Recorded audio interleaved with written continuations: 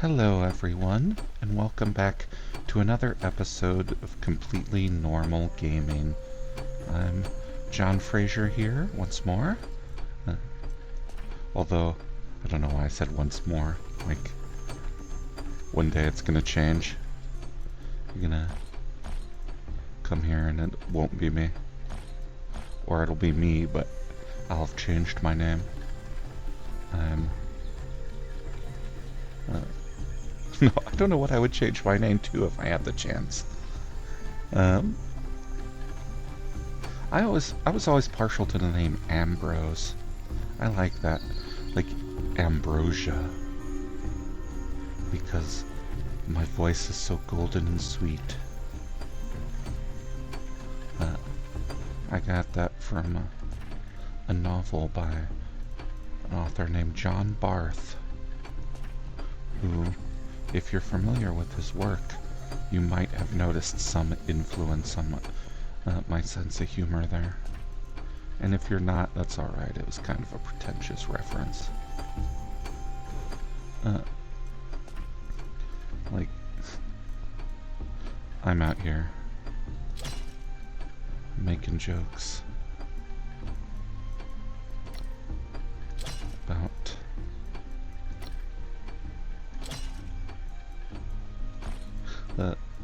the sort of meta.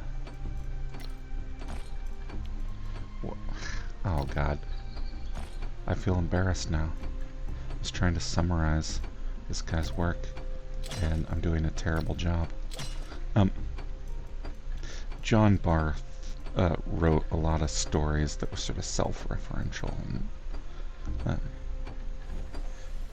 humorous in a way that they broke the fourth wall and such. I mean, there's more to it than that, but that's basically it. Wait, did I ever get around to building an uncrafting table? Repair bench, uncrafting table.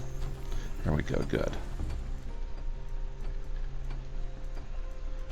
These are almost done and they can't be repaired, so we're going to uncraft them and get a small number of materials back. I'm going to come over here and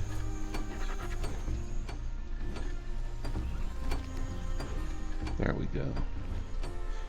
One mineral. We are all set. So my goal this time is to go over here and beat this boss, Fog Frog. But in order to do that, I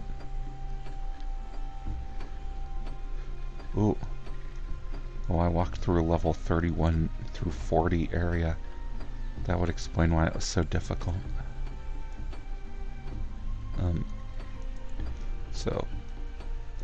In order to do that, what we first need to do is get the offering for this enemy.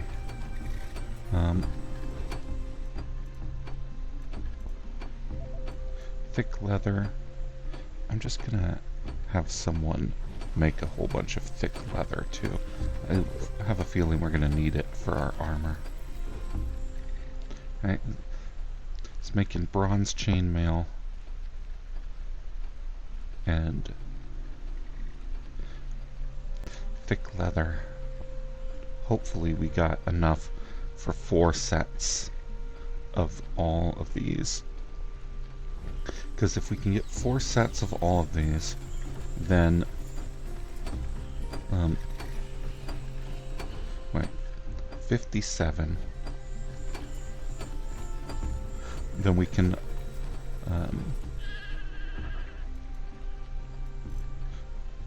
wait, did I already do the mods? Were they already done? No.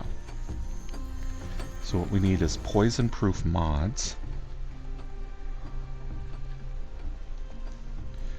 Right, well, I want to unlock that and get the um, 16 poison-proof mods so that we can get 40% poison damage reduction. Because just being in the area where the arena is does poison damage to you. So we get the 16 poison mods. Which requires advanced craftsmanship.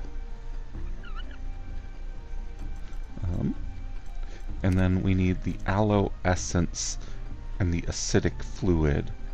So we need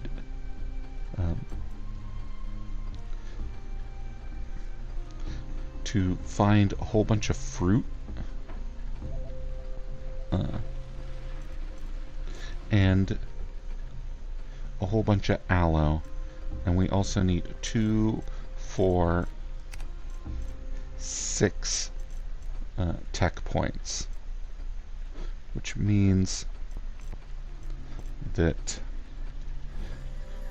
we have a whole other level of awareness strength to get, maybe 2.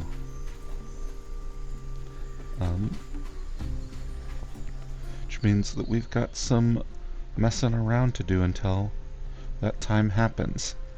So what I'm going to do now is I'm going to go after the aloe. I'm going to try and hit all 5 of these. 1, 2, 3, 4. Oh, all 6 of them, sorry. All 6 of these. And then I'm going to go up to the barbarian barracks. And I'm going to try and liberate a ritual container. Liberate. Look at me. I'm American. I mean, I am American. Fundamentally, that's... like... I really have no cause to hold myself apart from my fellow Americans. Not saying that this is necessarily a trait of America. Going into some encampment, killing everyone you see to get a rare resource, and then calling it liberation. Like, I don't think that's what America is.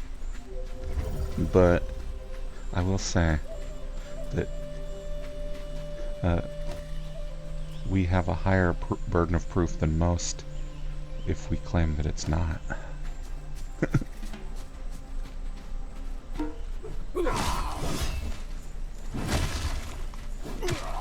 Oh, these low-level guys die easy.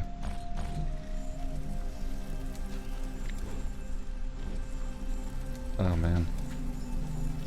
Oh, I stood in the campfire and set myself ablaze.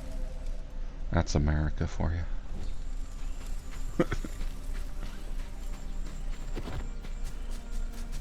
It's like, oh, what a surprise. John's cynical about America. I'm not, like, I am, but...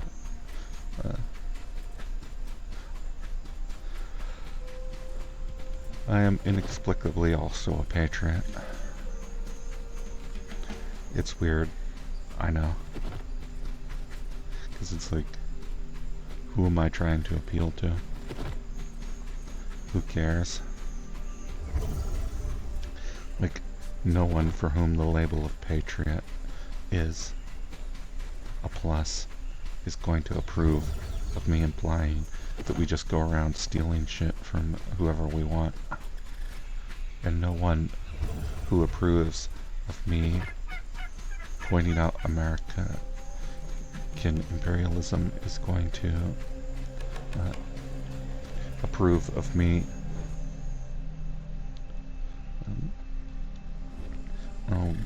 what's the thing that I just did? Oh, call myself a patriot. Like, there's no overlap in those constituencies. Except maybe conservative Democrats. But not too conservative. Just conservative enough. White guilt. But then also love America. It's more likely than you think.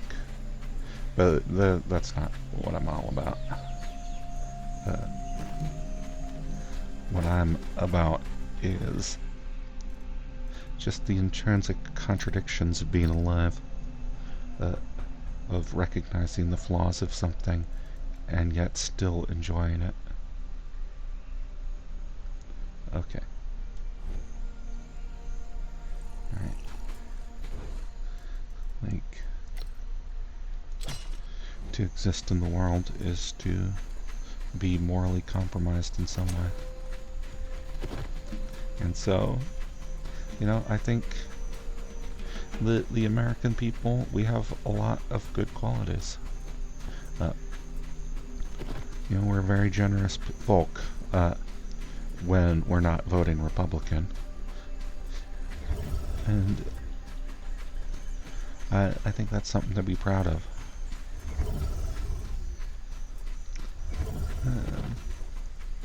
Oh, I don't know. I'm getting so political here, in a way. Like, I didn't start this channel to be a political channel. Ah, there's the aloe. I started this channel to practice my camera presence so that I would get invited on podcasts. It sounds like a joke, but it's true. I want to get less nervous about talking in front of an audience, so I just talk in the most natural way that I can. And the way my particular brain works, when I'm being natural, I'm also being political, or philosophical, or pretentious, or all three. And, you know, that's something I've come to, I don't know, accept about myself. I don't have to change for you. In fact, I very much am not going to. But, so it's like, wait, if, why would I want to be invited on podcasts then? And, I don't know. I just think it would be fun to be on someone's podcast. I was on someone's podcast once. I'll have to look that up. And I had a good time recording that, but I was unprepared. I didn't have the sort of media presence that I wanted.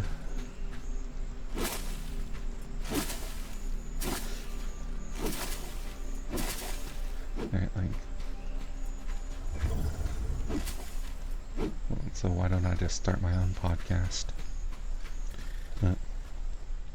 It's like, what do you think I'm doing? This is like a gaming podcast.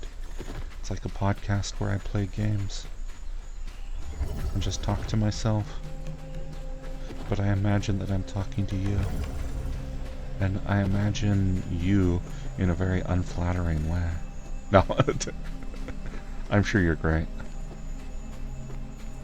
Oh, this aloe is such a pain to harvest because it blends in. See that little pointy plant? That's what we're after. We're gonna make medicine out of you.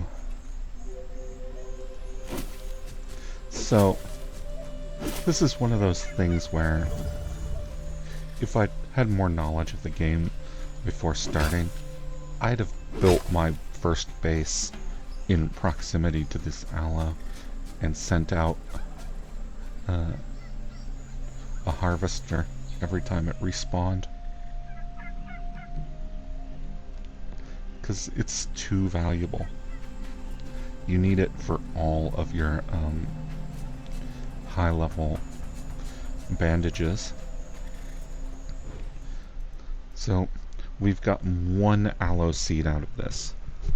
It is from this that we will start our aloe harvesting empire. But no.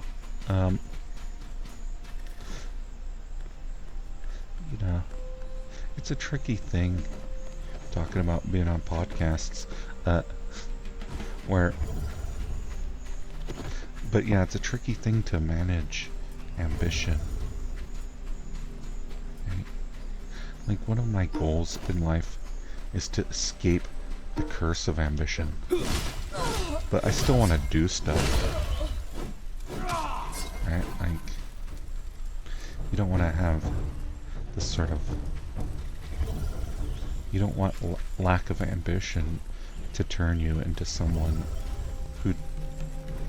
who never accomplishes anything. I mean, maybe it's okay not to accomplish anything, right? Like, that's what overcoming ambition is all about, is accepting yourself when you haven't accomplished anything, right? Like, to not make your existence... Wait, that's aloe, and I'm not near a point on the map that says there's aloe. Oh god. Could this shit be everywhere? Do I need to be looking at the ground more?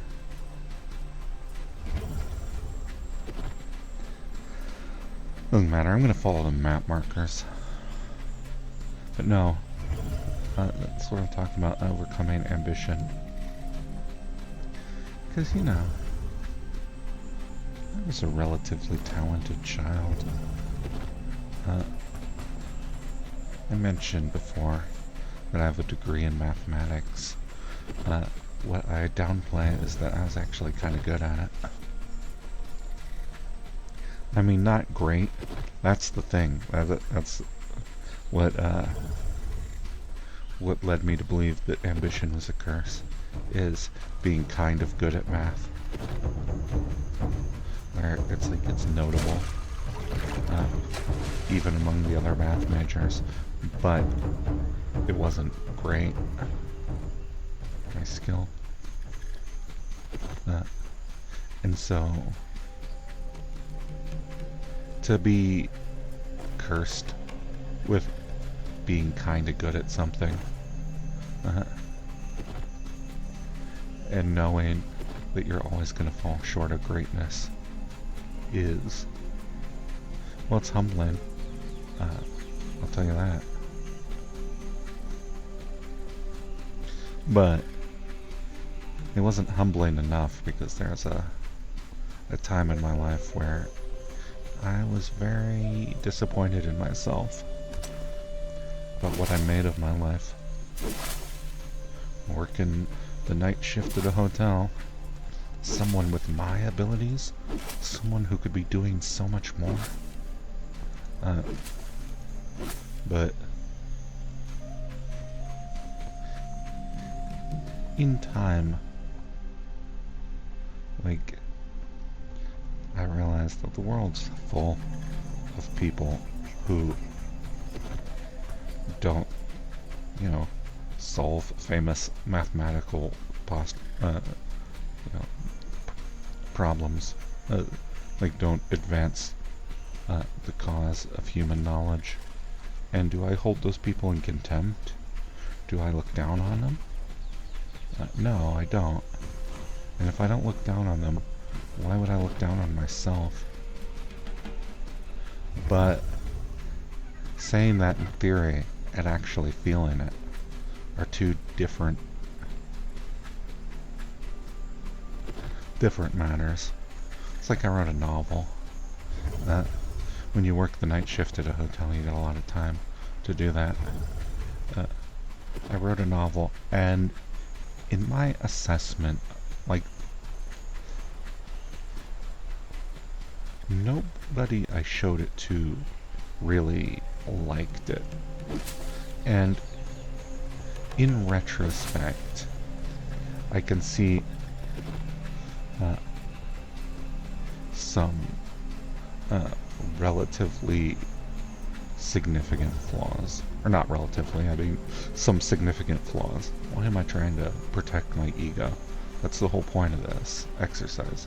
That I'm done protecting my ego. I'm just going to be honest. So, I wrote a novel, nobody really liked it. And I didn't sort of expect people to like it because I didn't write it to be liked. I wrote it to express some of my philosophical opinions about the nature of power.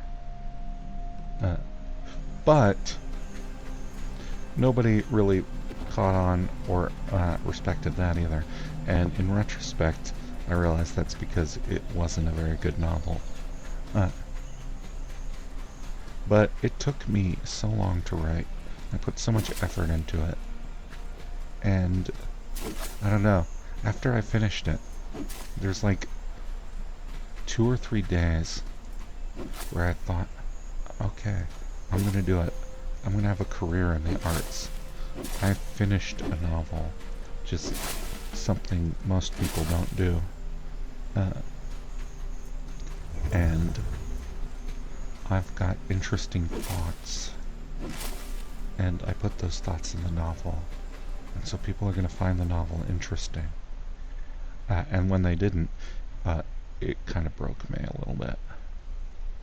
And so I'll say in retrospect that it wasn't a very good novel, but it wasn't it wasn't bad in the sense of being that I was completely delusional. It was a first effort. It was flawed in some deep ways, but I think it showed promise. And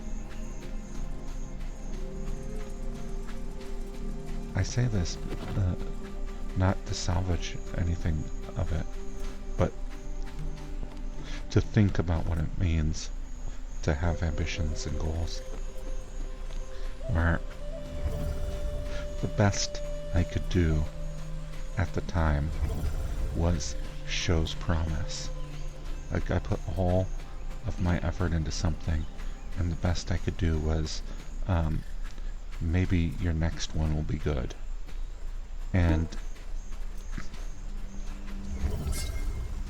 you know, that affected my worldview. It affected how I relate to myself and what I do with every day.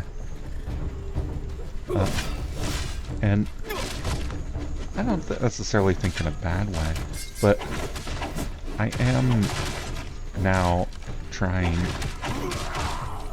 to find it in myself to love myself even if I don't succeed. Like, to not give myself a benchmark of success that revolves around society's judgment of my activities, and just do what I want when I want. And yeah, I think of that as overcoming the curse of ambition. But okay, I need to use a bandage to repair this blood loss.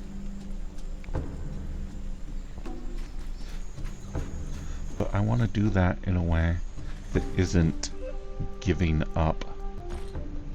Like, I don't want to give up. I just want to live in a way where I can be happy with whatever outcome I achieve. And thanks for the cotton, guys. Oh, wait. Why am I not harvesting that cotton?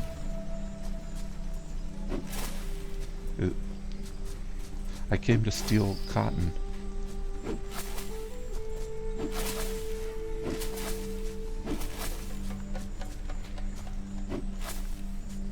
Oh, it wasn't ripe. I gotta only cut the ripe ones. Wait, is this the camp where I committed the war crime? Is that why they're not fully developed?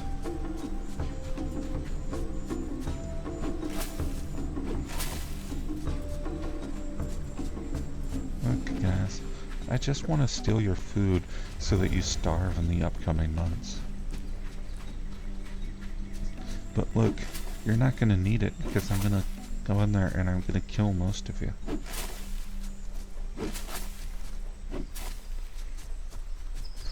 It's nothing personal. I just need the little fancy cup that your leader carries. I'm going to use that to assassinate a frog.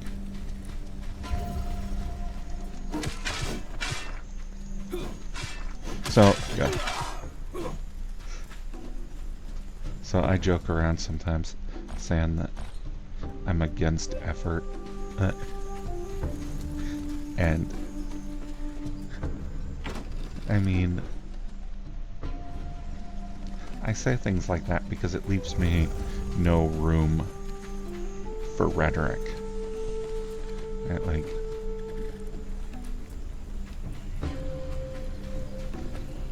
if you say you're against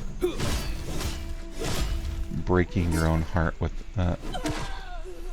your terrible ambition,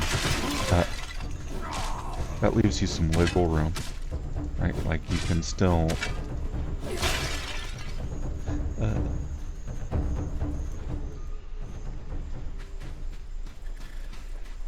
you can delude yourself, say you're not really trying, you're not putting your ego on the line. Ooh, aloe seeds, I needed those. You're just doing what comes naturally, trying to succeed in a healthy way. But if you're not healthy, then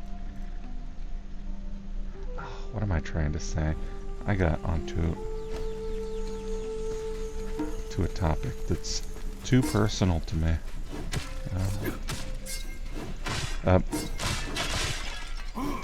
Where you put your best effort into something, then you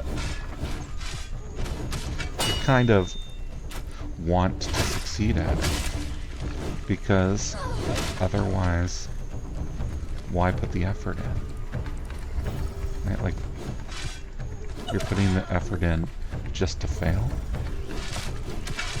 And so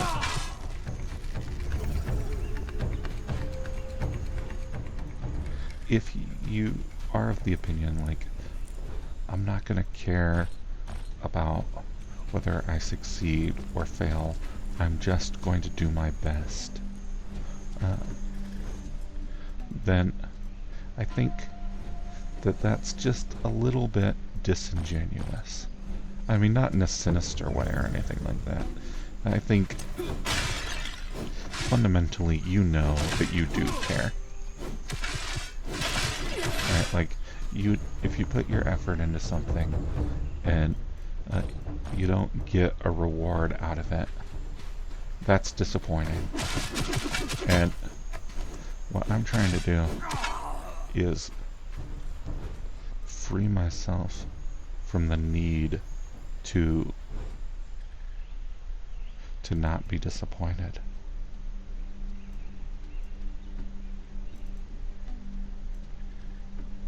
Like, to eliminate even the shadow of the possibility that I'm gonna come out here and I'm gonna see like the view numbers on one of my videos and be like, oh no, I only got 10 people to watch this. I'm such a failure. And it's like, no, I'm making this video for the 10 people. And you know I'm making it for the 10 people because I put so little effort into it. I'm not going for the silver play button. Oh, I learned a blueprint. I can make their basic costume. I'm not going for anything except the intrinsic experience of doing the stuff itself. And however it turns out, that's how it turns out. And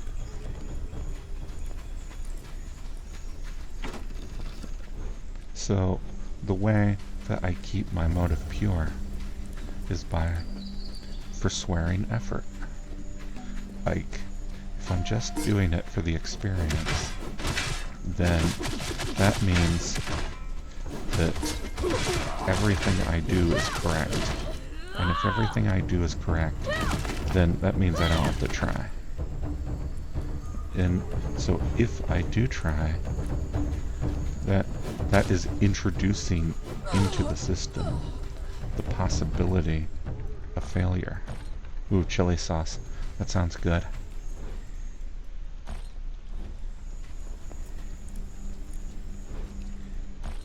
And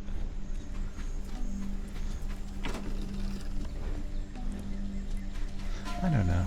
Like, I think there is like something to be said for getting so into an activity that you're willing to break your heart to be the best at it. I mean, that's what all the best people do. But when you recognize that you'll never be the best, that you're just ordinary, how do you cope with that? What are your expectations for yourself in your life? And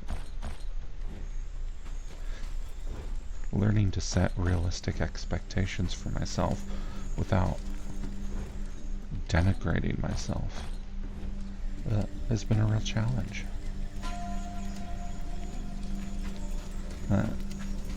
So like I said, I'm against effort. That's the reason. Like, I don't want you guys to think that I'm doing this because I want to get good at it, or that I want to be a successful YouTuber, and I don't want myself to think that either. Oh, I gotta run. Speaking of...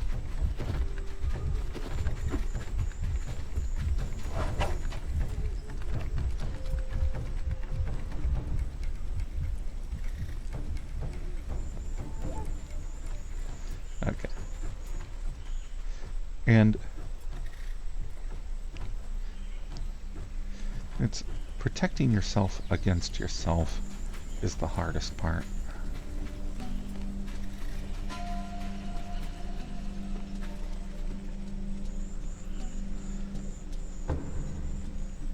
Because, you know, you can be your own worst enemy, but you can also be your own best friend. So you don't want to be one of those dysfunctional friends.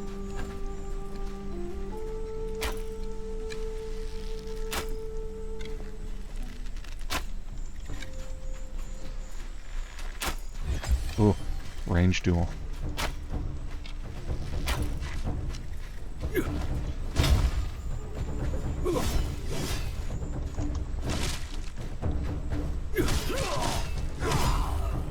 There we go. I knew I had it in me. Ritual cup. That's what I came for. So, now that I've got what I came for, I should turn back. There's another potential ritual cup in here, but, you know, I just got done musing about the curse of ambition, so why the hell would I make myself more ambitious here? Like, what am I trying to get at?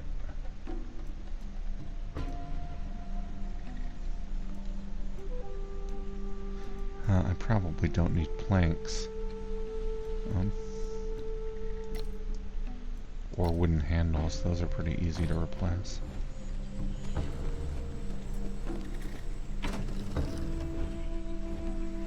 Alright.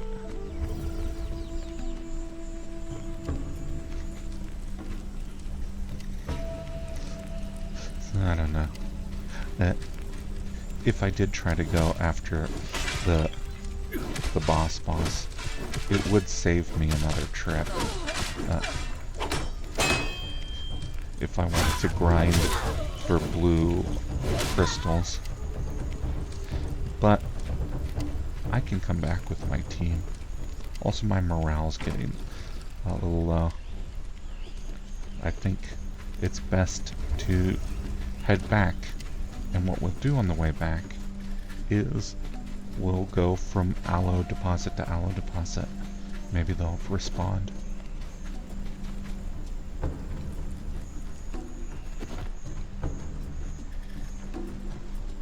But, I mean, so I don't try with these things, and I never will.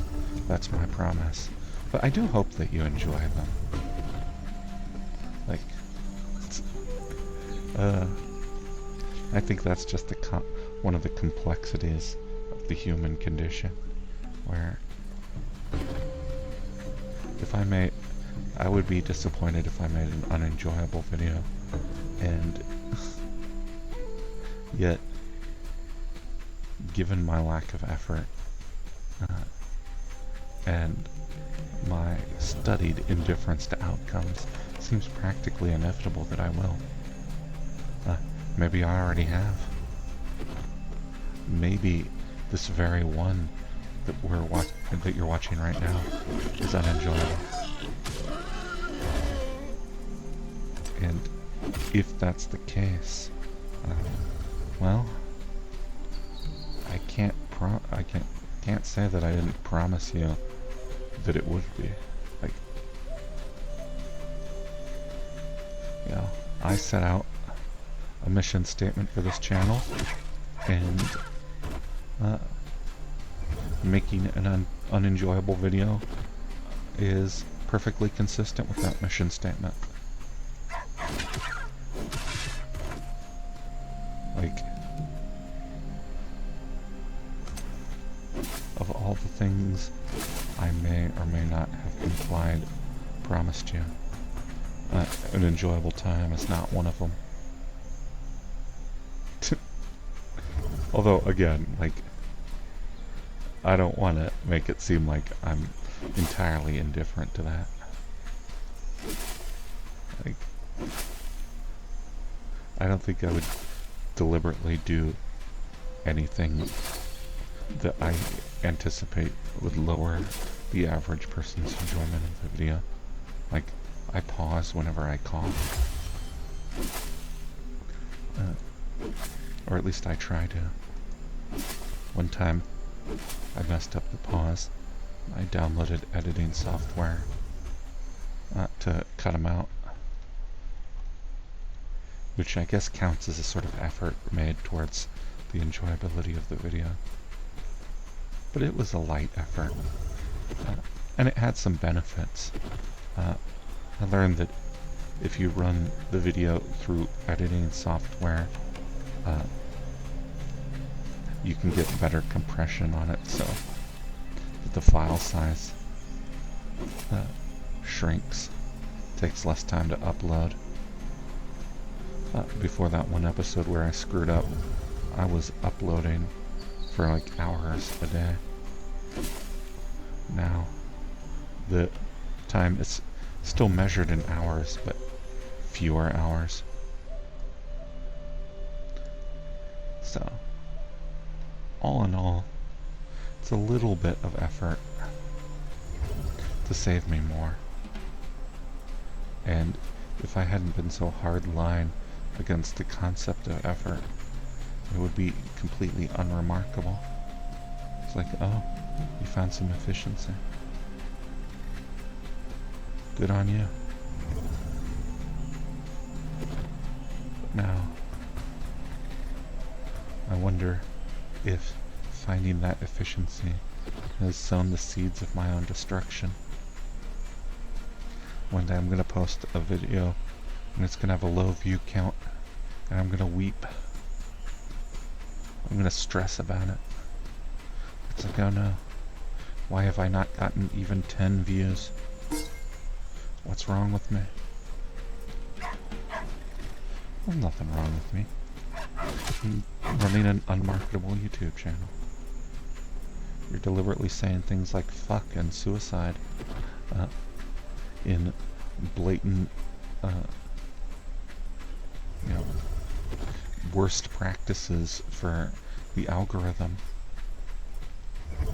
Right? Like, people will censor that shit out. Not me.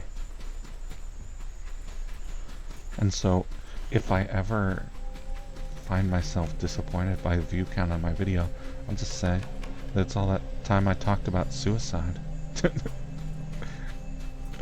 No. Unfortunately, I never did. Oh. That's a philosopher who was all about suicide, but I forget which one. Yeah. It's one of those existentialists where like the chief human challenge is resisting the temptation of suicide because it's so much more logical than anything else we could be doing. And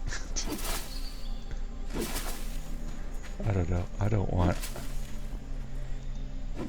I think even bringing it up may be a little irresponsible. Oh, I had a full stack of aloe, 300 leaves. Let me drop this. Wooden arrows, don't need that. Or clay. Okay. Like, hello, monkey. In reality, I would not be able to swing a scythe through you. Okay.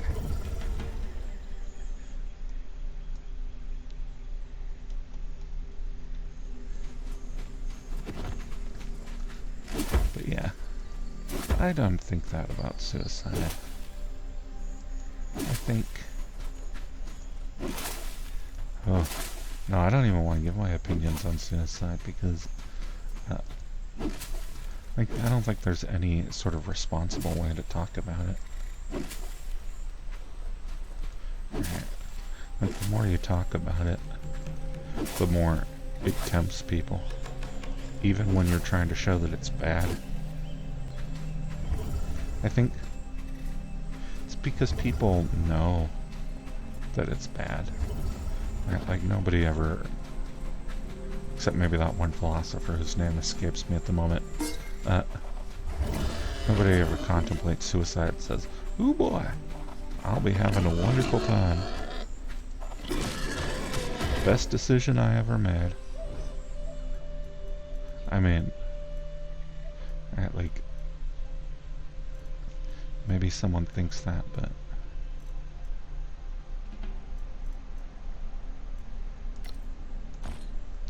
Oh, I need 1 flint or 1 stone. Which means I need 1 slot.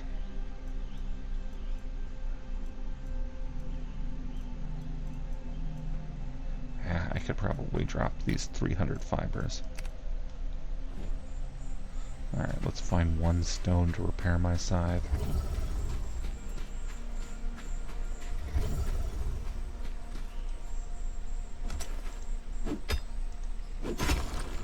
Okay. Well, I found 4 flint instead. There we go. Gotta get the aloe. We may not be... Oh, where was it? Oh, near this body.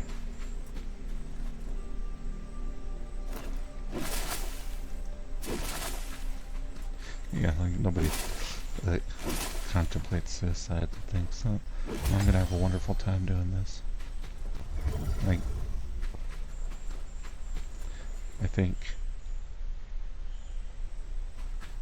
Like, so when you talk about suicide, the misery and the pain are already priced in. And so, like, any sort of attempt to be moralizing about it just comes off as a lecture. And any attempt to be empathetic about it will just show the upsides. Because people are already familiar with the downsides. Or at least they're familiar with some of the downsides. Like maybe you think about suicide and like there's some aspect of it that you never considered before. I'm not going to tell you the downsides of suicide for exactly the reasons I'm talking about. Because if you're in a position where you need to hear about him, it's dangerous for you to even be talking about it at all. And which isn't to say that, like, you know, don't get help if you're contemplating that. Like, I'm gonna have to put a trigger warning in the description and then link to a suicide prevention hotline where people who actually know what the fuck they're talking about can can discuss it with you if you're thinking about it. But like,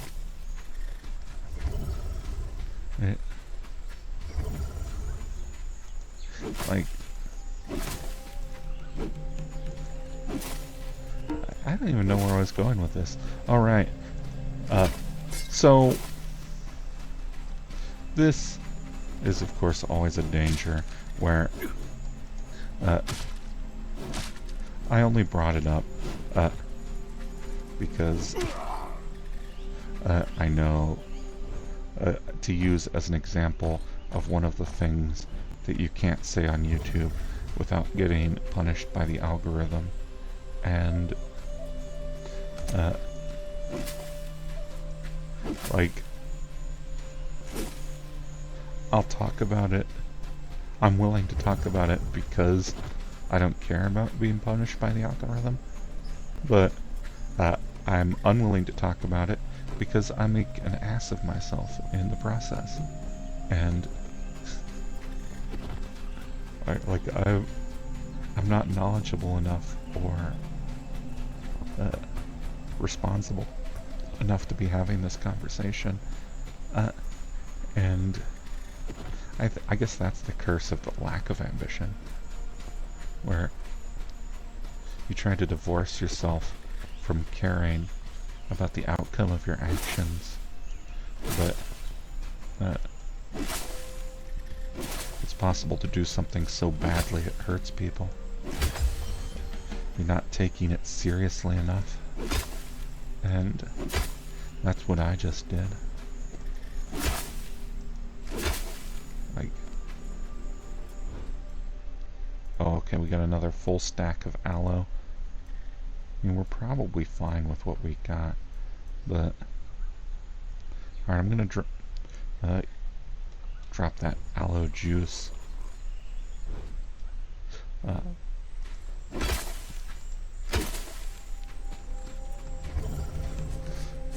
In the hopes of getting another stack.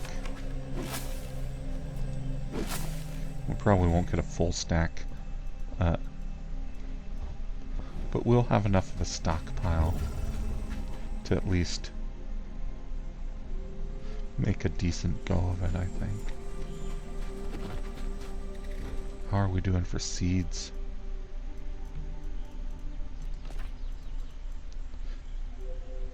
15 aloe seeds. It's not a lot, but we might get some more on the next harvest.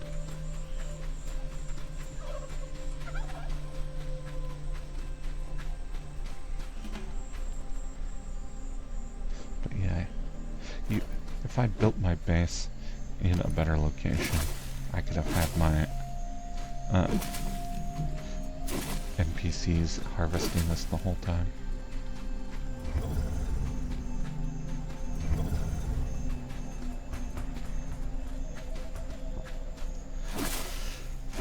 Still, wait, what am I unable to add now? Oh, probably like fiber or something. 300, 300, 300, yep. It's alright, I don't want more fiber. I got enough of that.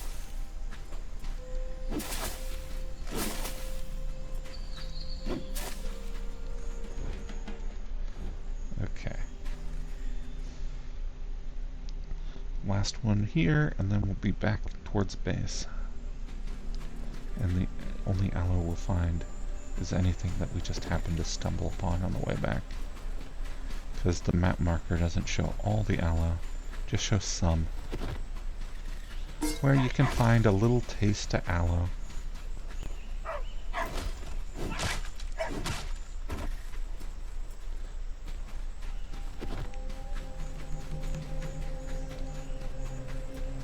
Oh.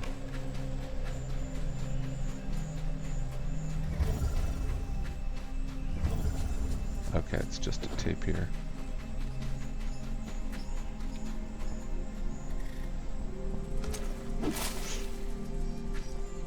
So I guess the reason why I like these survival crafting games is because they're a nice balance of everything we've been talking about, where you can do stuff and you got like accomplishments and everything, but it's all self-directed. Only you decide whether or not you've succeeded or failed. Like, there's no benefit to building yourself a fancy house, but you can if that's what you want.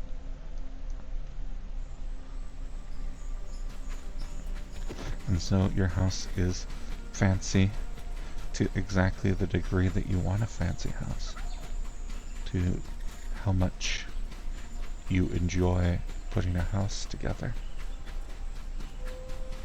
What does it say about me that I always wind up building these cubes? It's like I try to escape it, but it's just the most efficient way to get a shelter up.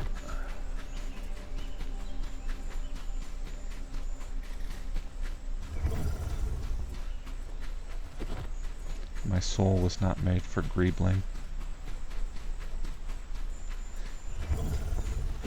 Which is one of those things where, like, somehow I should be able to greeble. Like, that is something that is within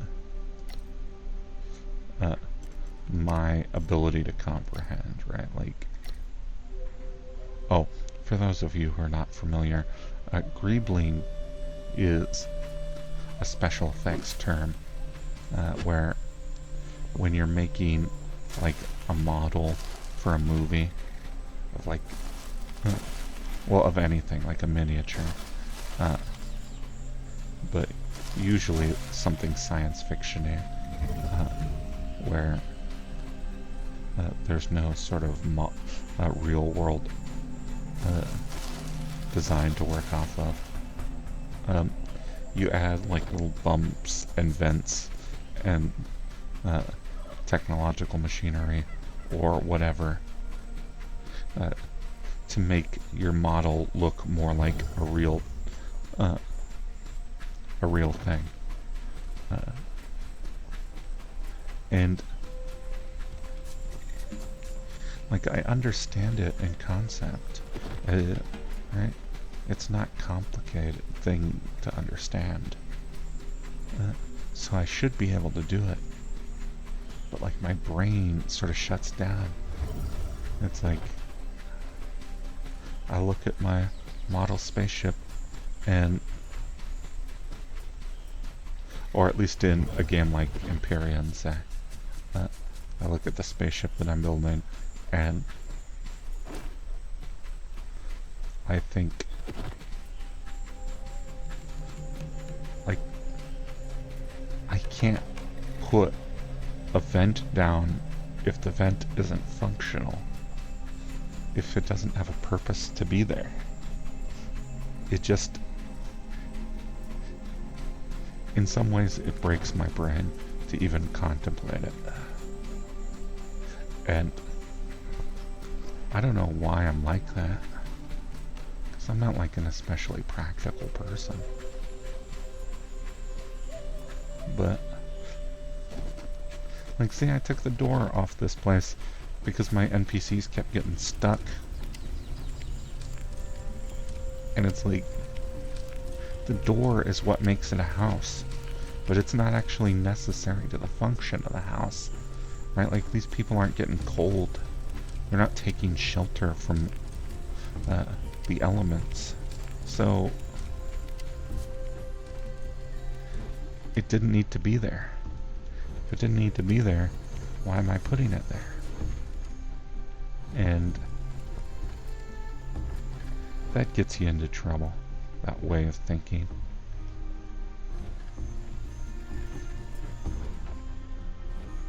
Because there's no way out of it once you're in it.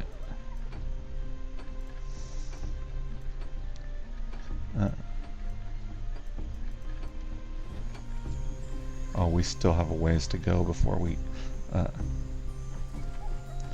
get to level 37.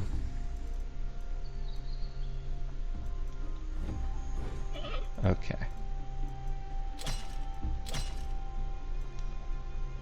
I think what I need to do is get more copper and tin.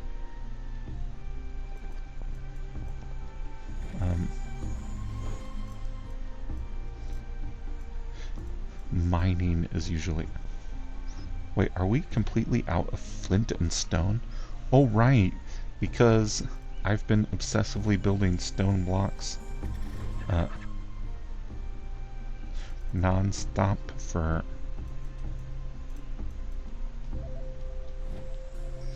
hours. Right, still got 98 stone foundations to go.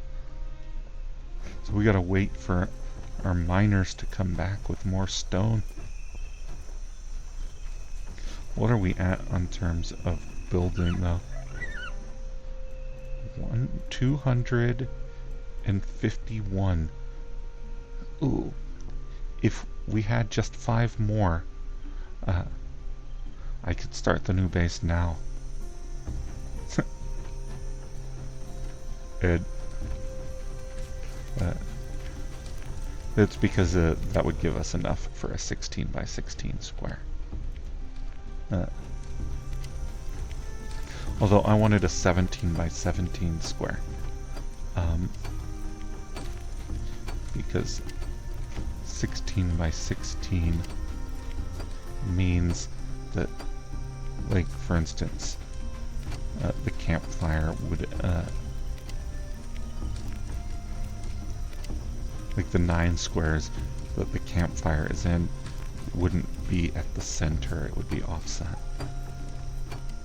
See, I have no brain for greebling, but that sort of detail, that I think about. And cactus juice, aloe juice, venom. Oh, I'm taking things out. I want to put things in.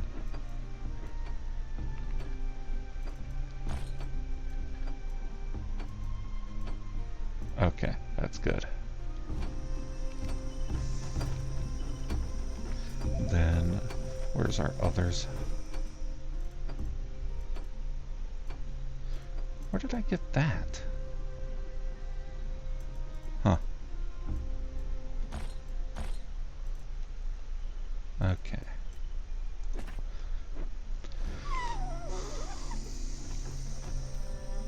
So,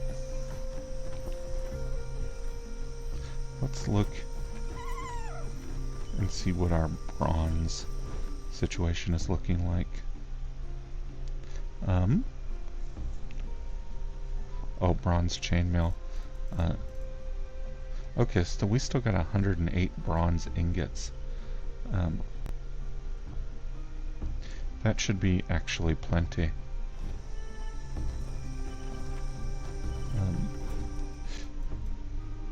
So just copper, tin, silver.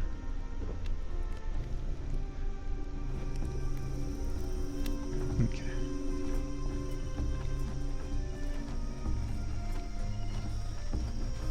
What's our armor looking like? Oh, we got bronze rings, 108, 18, 3.6%. Oh, a gold. Okay. Okay, so the worn bronze ring and the regular bronze ring have the same stats. I assume that's the case for all of them. Gear durability mod 2. So we just need 6 more of those.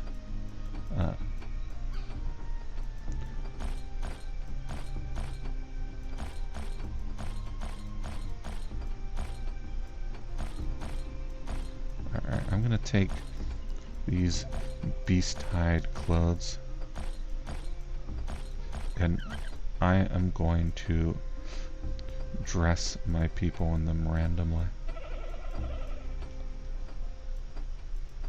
Like, whoever the first person I encounter to is getting a whole set of beast-hide stuff.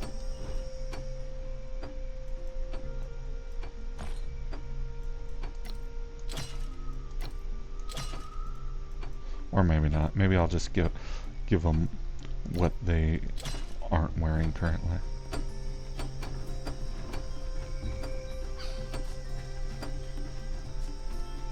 Novice laborer. Yeah, that's right, I'm putting a ring on it.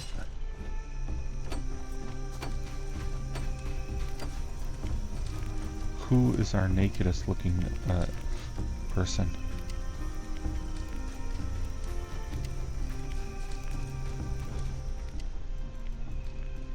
Oh no. I came here to give you guys clothes and then you're already all dressed. When did you guys get clothes? Okay. There we go. Naked. Like I intended you to be all along. No. I wouldn't deliberately keep a entire camp full of nude hotties around. That's not something I would do. Alright, like, I'm all about people wearing clothes. Why, I'd wear clothes myself if I could. I don't want you picturing me nude right now. Although you can if you want.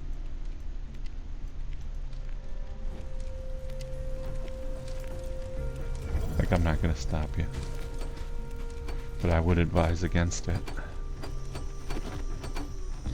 I don't know. Unless you're one of those people who are really into bears. In which case, I wouldn't say like I'm a hot bear or anything, but I'm rotund of figure and hirsute and of a certain age. Right, like the build of this guy is not entirely dissimilar to mine. I got a little bit more of belly.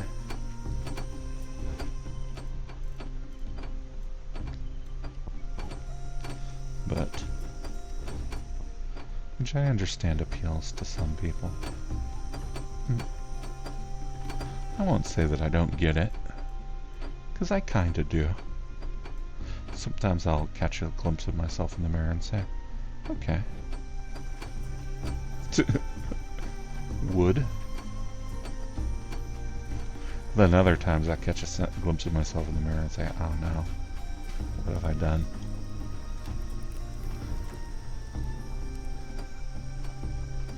Believe it or not, there was a time in my life when I was adorable. Well, I guess you have no reason to believe it, but you can go back to some of the first videos I did where I showed myself on camera, and you can look and judge for yourself whether or not I'm attractive. But where's my alpaca feed? There it is. Why have you not been eating, my friend?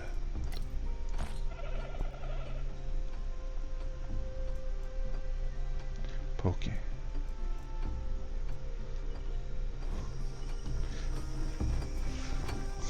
So, the line from Gumby that I always remember is Pokey.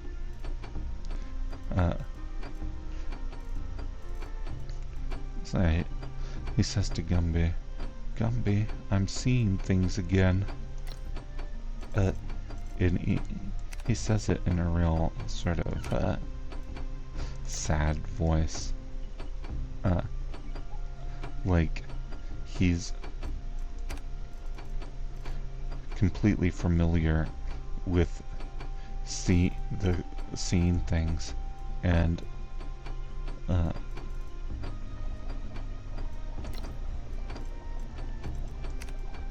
so this is just a recurring experience for him.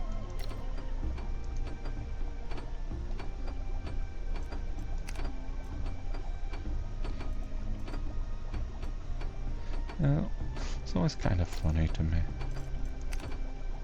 Like a hallucinating donkey.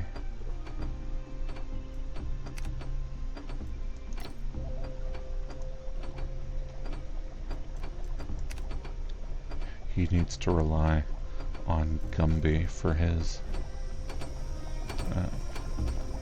sense of ontological grounding. Like, oh no. He can't know what's real unless he asks the amorphous green clay dude. Oh wait. Where do we want to warp to? Okay, so this is probably the best copper deposit to raid. But this one is probably the closest to a portal. This portal is close to some copper, but there are some significant enemies there. These ones is just guarded by the Claw tribe. Also, there's some aloe nearby. Okay, so we're going to the northern rainforest.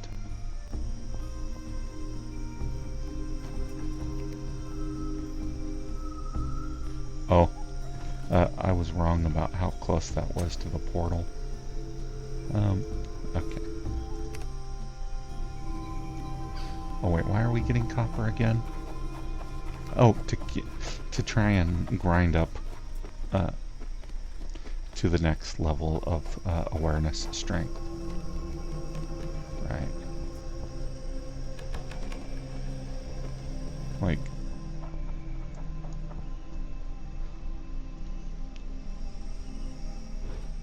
ooh, except I don't have the scythe with me. Maybe I'll just skip the aloe then. Go directly to the mine.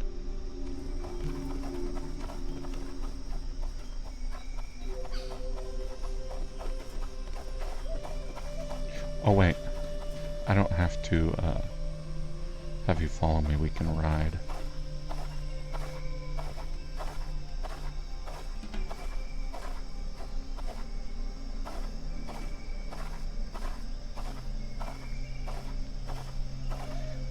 Yeah, so how did he do it? Gumby, I'm seeing things again. It's just one of those weird little things from childhood that sticks with you. So I named my alpaca Pokey in honor of that hallucinating zombie, or zombie donkey. No. But Pokey was very much alive. Oh, I've got like a pesticide or something in my or herbicide in my taskbar. I'll get the mushroom soup in the taskbar instead.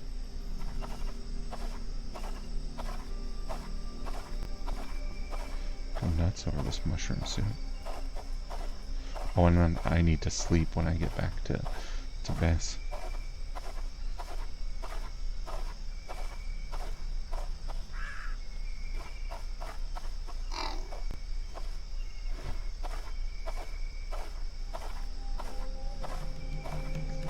My morale is at half.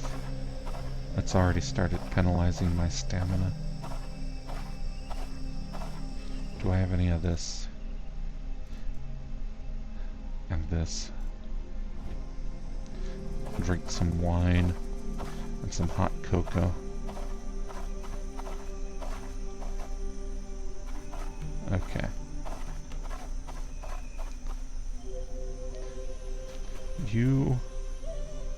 Okay, you wait here. I don't want you getting involved in this unpleasantness.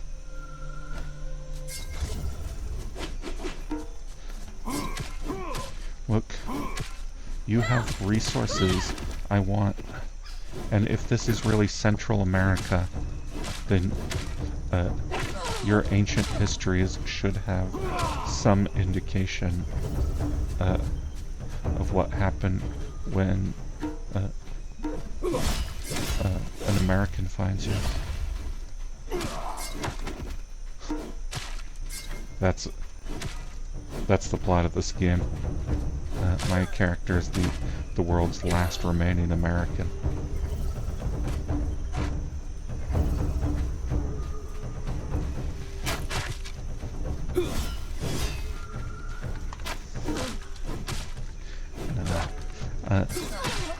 My apologies to people from South America. I know that you don't like it when people from the United States use the word American to refer to their own ethnicity, their own nationality. Like, oh, we're all Americans. And I mean, you're not wrong, but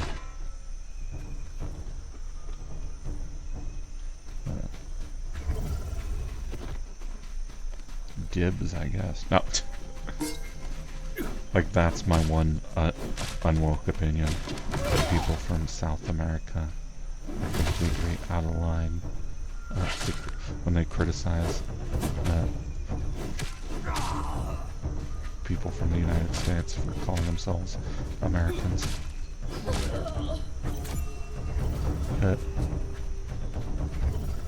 No, I don't know.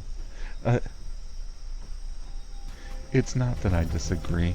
It's that I don't care for their exonym, the United Statesian. Like, that's not familiar to me. I don't identify as that.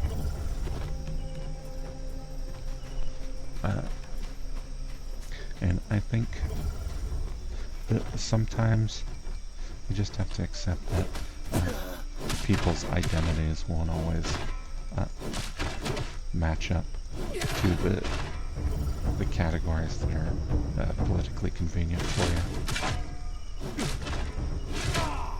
Like, I will concede willingly and openly that it would probably be better if I did identify as a United Statesian. But I don't. And so, like,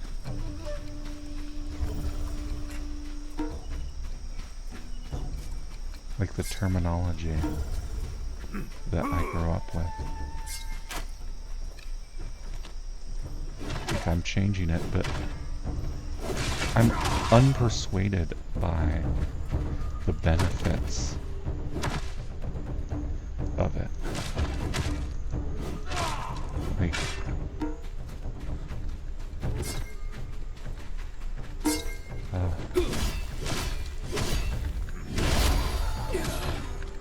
I don't think that calling yourself an American is such a valuable thing that we United Statesians are somehow depriving people of that opportunity. Wait, where the hell am I? Is there more copper up here? No, I think this is a back door into the camp. I don't want to raid the whole camp. I just came for the copper.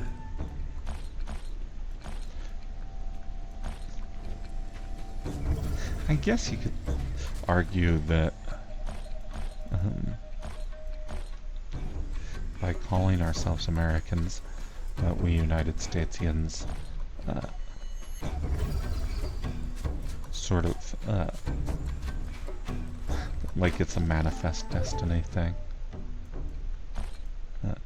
We're laying claim to the whole hemisphere. Except, like, I don't know. What's going on?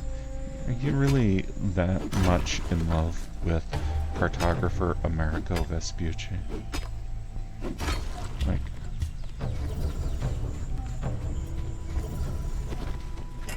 we are equally inheritors to Vespucci's legacy. A guy who we all respect immensely.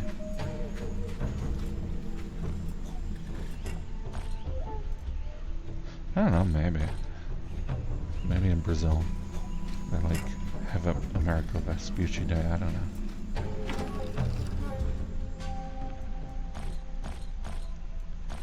It just seems like in a time when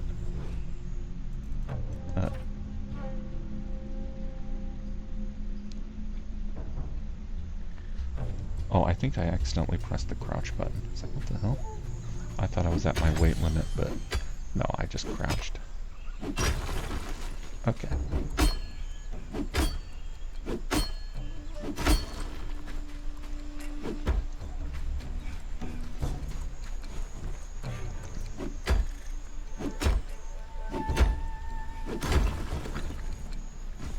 So, I don't know. I don't know much about Vespucci, except that he lent his name to 2 continents. Like, maybe I should be more woke about this. Maybe I should be like, oh no, I'm not American, I'm a United Statesian. I don't know. Just feels unnatural on the tongue. But then everything does at first, right? Like, that's the argument people use against neopronouns.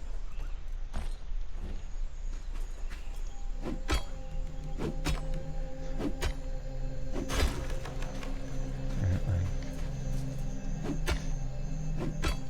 and I don't know. I don't have anything against neopronouns. Although I've never been in a situation where I felt like I needed to use them, so maybe I'd feel differently if I did, if I were.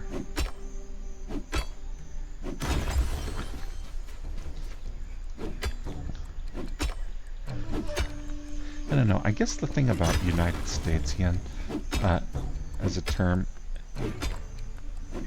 is that it doesn't necessarily feel to me like it's motivated from a place of sincerity, right? Like, you want to call yourself American, you can just call yourself American. Right, like,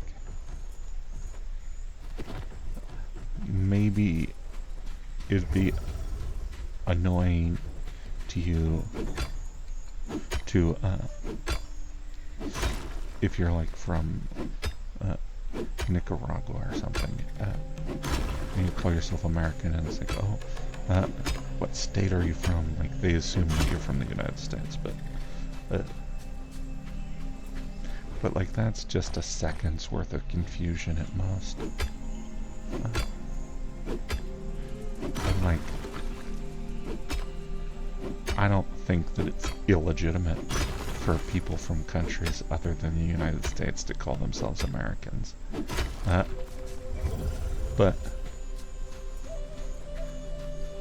like, I don't know, it just never really feels to me like something people are eager to actually do. I think it always feels to me like something that they're more interested in doing in theory than in practice. Like, and I know, a lot of nerve for me. Like, the whole point of United Statesian as a term is more to take the United Statesians down a peg than it is to express something fundamental about your identity. And I'm not saying we don't deserve it. I'm just saying that it's hard emotionally to go along with someone who's trying to take you down a peg, even when you can recognize that you do deserve it. Like, that's the virtue of humility.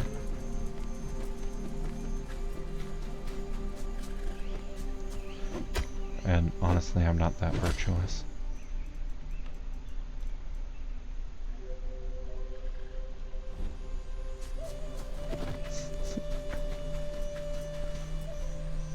Which I know is a hell of a thing to say. It's like I can recognize something as a virtue. They say, nope, no thanks, not for me. I mean, I am trying to learn the virtue of humility. So maybe I should start calling myself a United Statesian.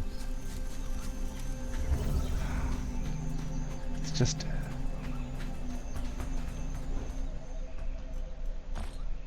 I don't like the fact that someone else made up a name for me.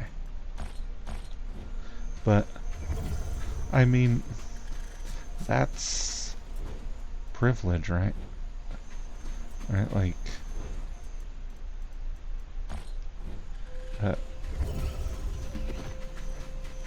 there are people in this world who, for whom the experience of someone else making up the name by which they're referred to is commonplace.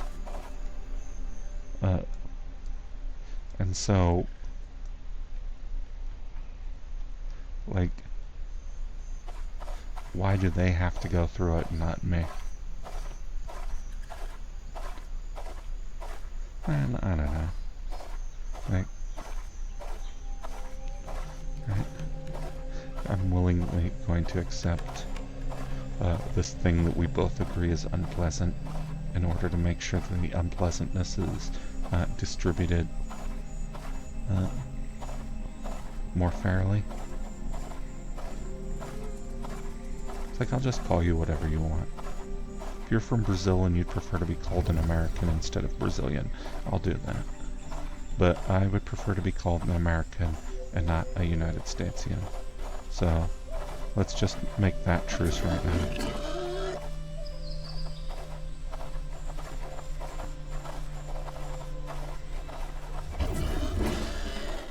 Alright, like...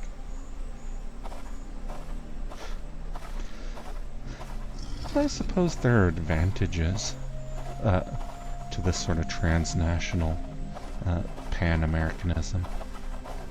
It's like the United States is not treated Central and South America very well. In fact, has greatly mistreated and exploited them. So, I can see how wanting to humble the United States is very appealing to people who've been on the sharp end of U.S. imperialism. Like, I'm not going to pretend that I don't get that. But I will say that I don't particularly enjoy being made the stand-in for my nation's historical villainy.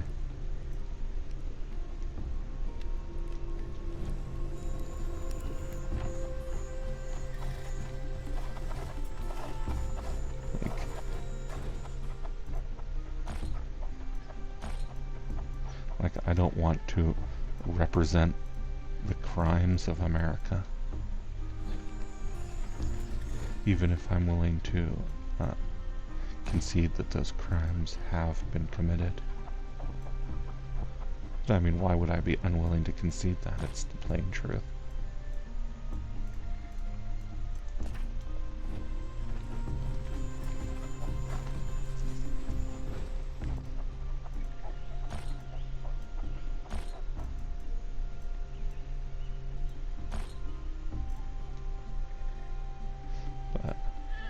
Just because something's the plain truth doesn't mean you enjoy hearing it from someone who's mad at you. Or not even mad at you, just mad at a group that you're associated with.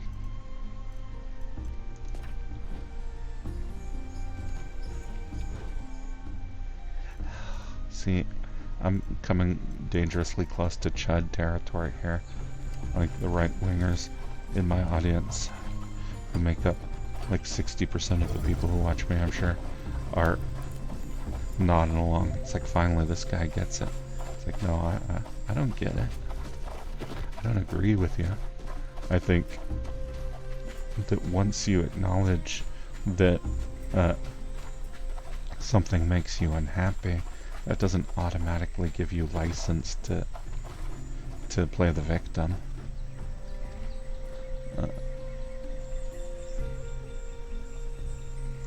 Like, I can say all I want that I don't like being put in as a stand-in for a group I belong to. That doesn't mean that people who do that are doing something wrong. Just means that maybe being like,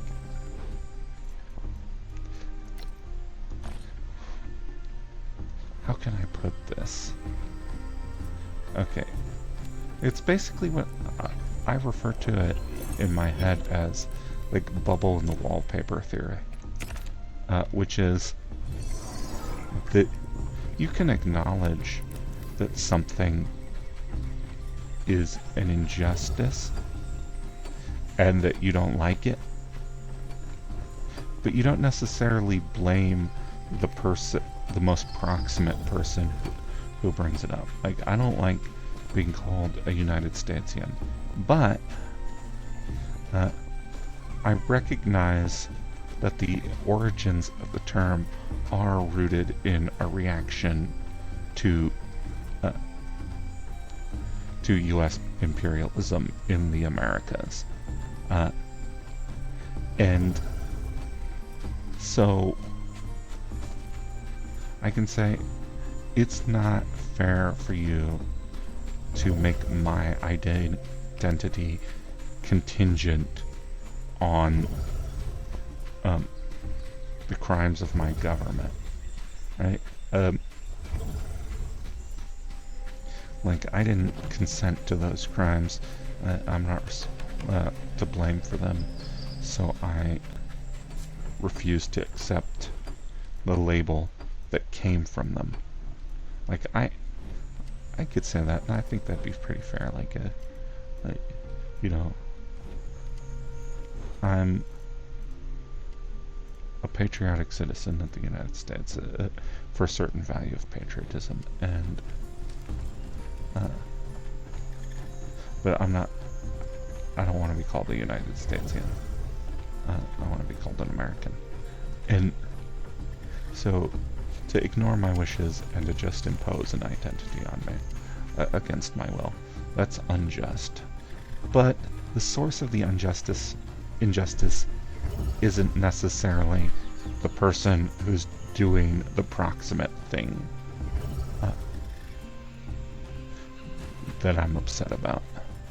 The source of the injustice is U.S. imperialism, right? Like, if it wasn't for U.S. imperialism, I would be able to just directly tell someone that I didn't like their label for me. It's like, please call me by my preferred endonym.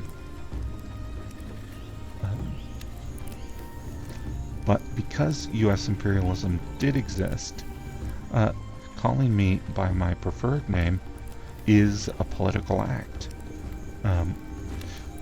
In the same way that calling me by a name I didn't choose is a political act. And if we're judging these political acts, then I think I gotta support the political act that's anti-imperialist,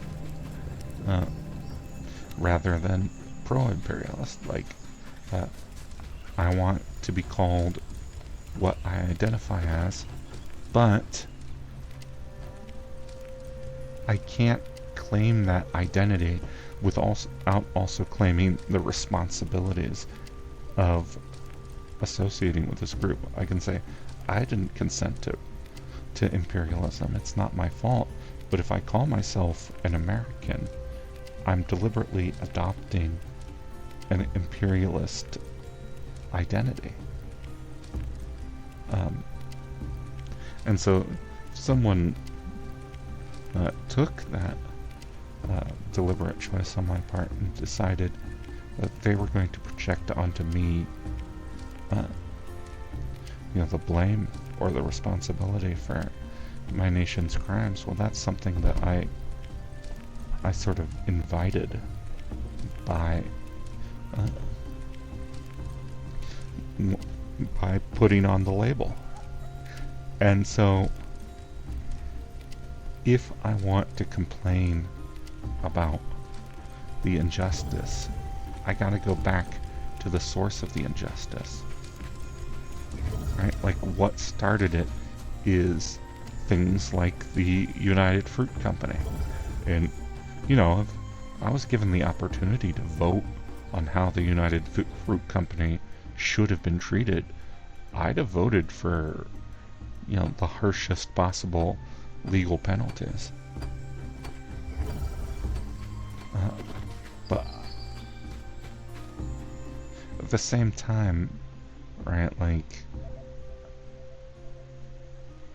the fact that it's a fait accompli by this time means that I can't just use an excuse, the fact that I wasn't allowed to vote on it as an excuse. Because, in a way, my identity is a vote. I may not be voting on it, but every time I identify as an American, I'm ratifying it. And so, right, like, don't call me something I don't want to be called, but the person or group responsible for that is the person or group who created the injustice that needs to be addressed. Right, like,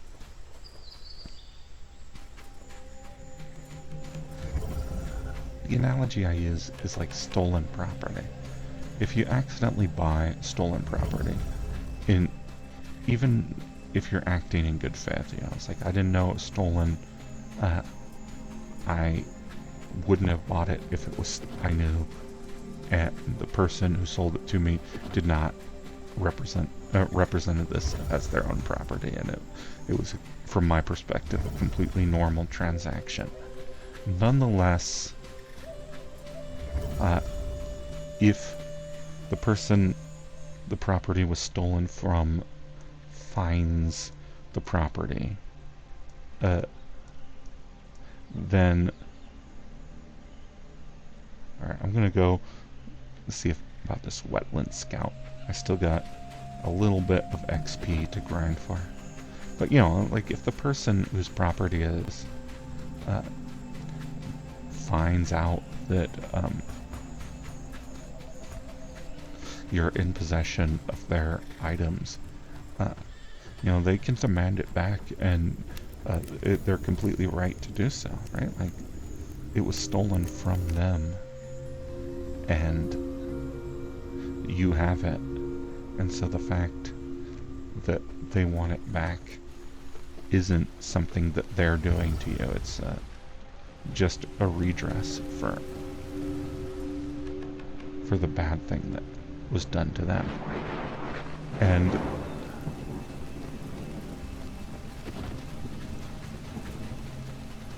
so, like, there's a school of thought where someone demands their stolen property back. You, as the person who inadvertently bought the stolen property, are not allowed to feel upset about that, because the fact that you have it is part of the injustice that was done to this person. But I think that you can be upset about it, right? Like, you made an effort in good faith to acquire the property honestly. You thought you had acquired it honestly. And, like, the fact that you're wrong about it doesn't change the sting of losing something valuable. But I think if you're going to be mad about it, you got to be mad at the thief. You can't be mad at the owner who just wants their shit back. And so that's kind of how I feel about things like being called a United Statesian. It's like, I don't want that. But the person I'm mad at, United Fruit Company. I mean, among others. James Monroe. You know, basically every president we've ever had.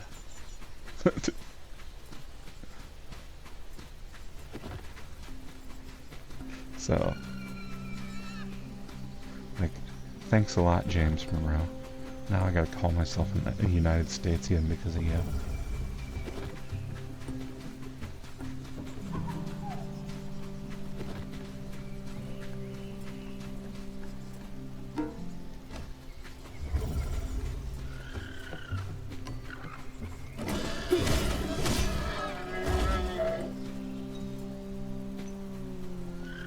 But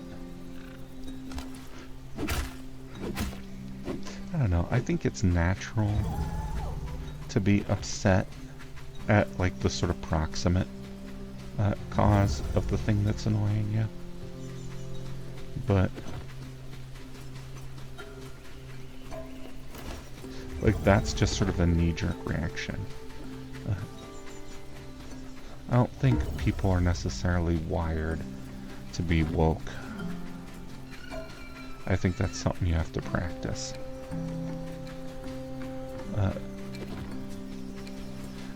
And especially you have to practice when being woke means turning the mirror on yourself and recognizing that,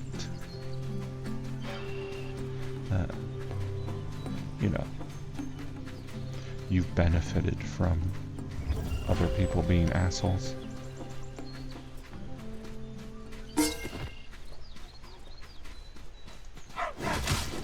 And, like, I don't think anyone would be good at it, is the thing.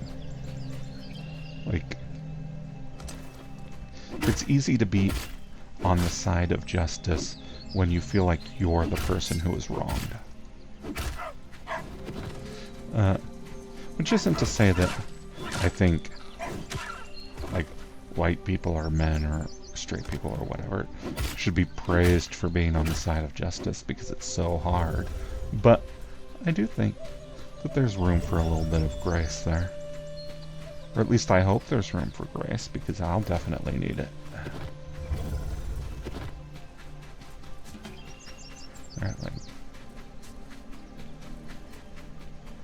Like, I don't think I've ever encountered someone whose first reaction to the implication that they were benefiting from an unjust system was a good reaction.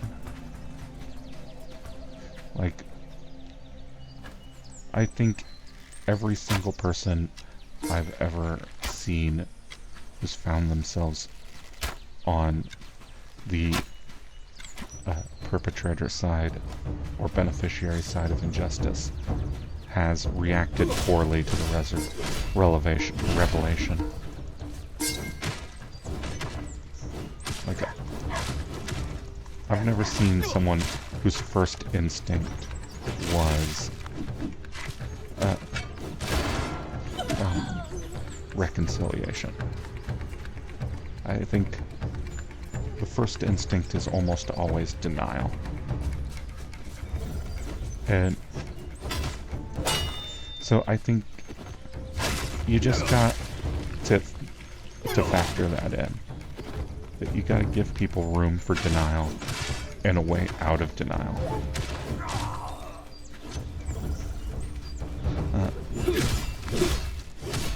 Because that's always where they're gonna go first. Not because they're especially bad, but because that's just how people are.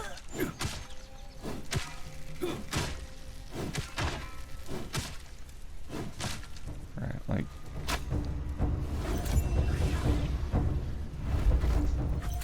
And so, if you want things to be better, I think there's an aspect of how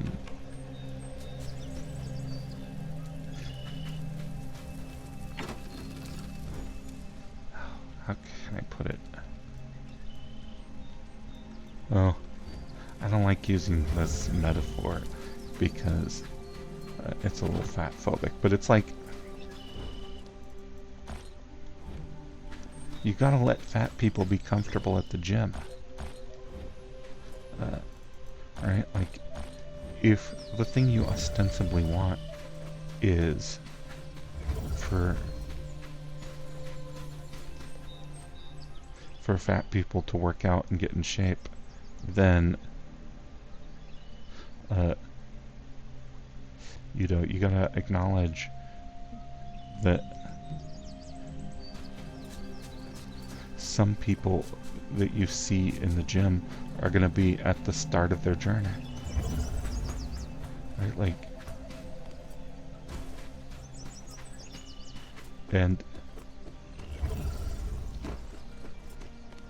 how do you treat people who are at the start?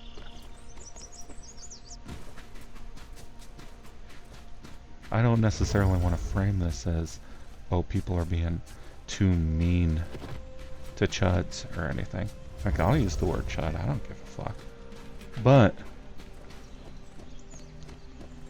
I will say that, you know, there's a...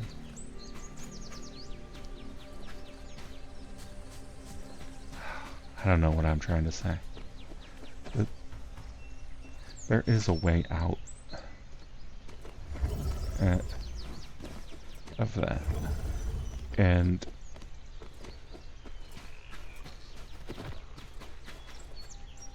it's not necessarily a straight line. Well, the last time I tried this Lakeside Forest Scout did not go well. But I want more map.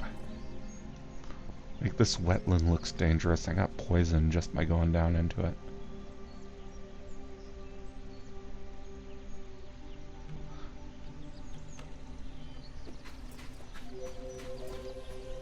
I'm looking for iron. That's the next... Oh! Okay. Let me come look at this iron.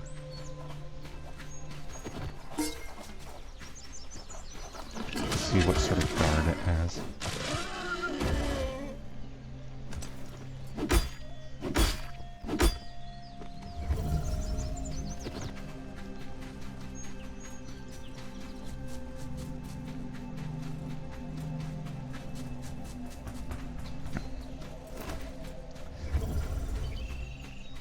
I guess I think that if you want to be on the side of injustice, or on the side of justice, you have to emotionally prepare yourself for the fact that it's probably going to hurt you. But if you want more people to be on the side of justice, you have to be able to help people get past the stage where it hurts. And like, right, you want to be on the side of justice, you gotta be prepared to be hurt, because it hurts to discover that that you benefited from an injustice, and that you have to make things right.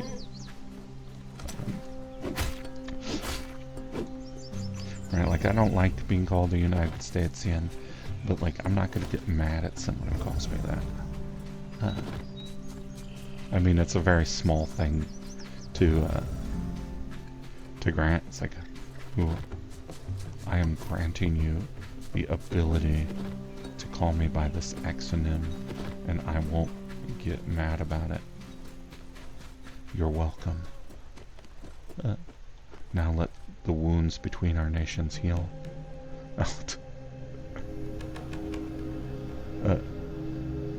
Like, I'm not that delusional. But, you know, that in little ways. You acknowledge what's going on, and you kind of accept that making things better is going to have a cost to you. And you don't pay the cost because you're at fault. It's not redress. It's just part of caring about injustice is wanting the injustice to be corrected, right? Like, I want the rift between the United States and Central and South America to be healed. And I do want that. But because I want it, like, it's not going to be easy, and it's not going to be cheap. And that's not a value judgment, it's just an acknowledgement of a basic reality of what it means for people to make peace with each other. And so, if I want something that's not easy or cheap, it's perverse for me to complain about paying the price. Like, I want something that is neither easy nor cheap, but I want it cheaply, and I want it to be easy.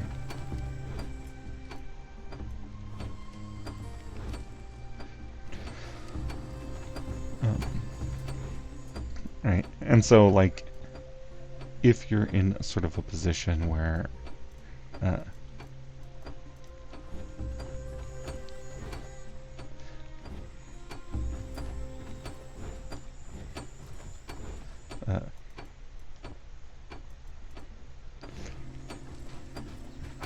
was I saying? Oh, something woke, no doubt. If you're in this position where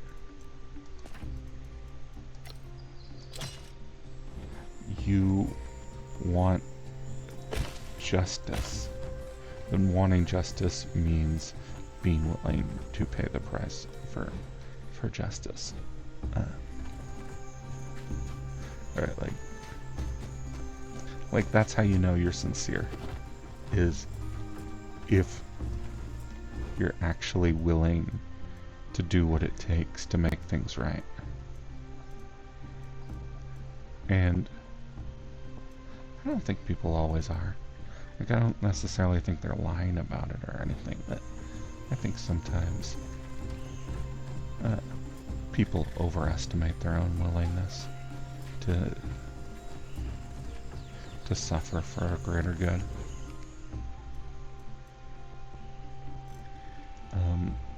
Oh right, I gotta unlock it first. Okay, 6 points, that should be just enough.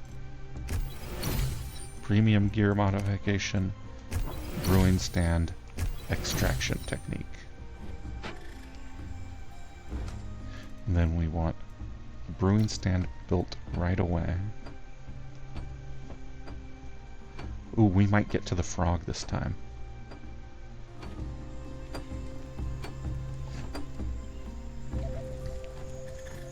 Did we get this fine cloth made?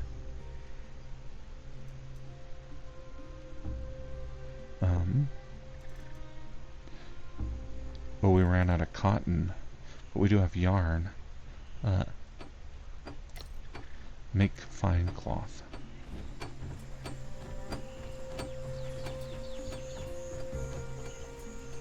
And we open the craftsman bench. Poison proof mod. What we want is... Oh no, cancel. 16.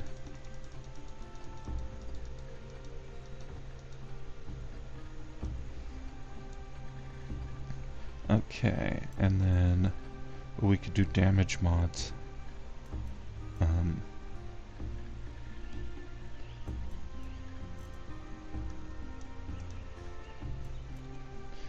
Gear durability mod 2. Okay. So for this, we want 24.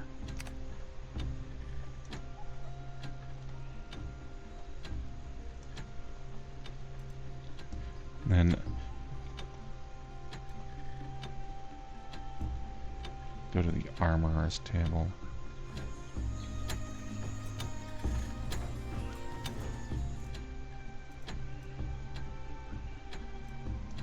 Defense.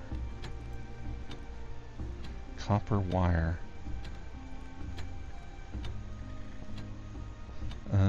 Okay.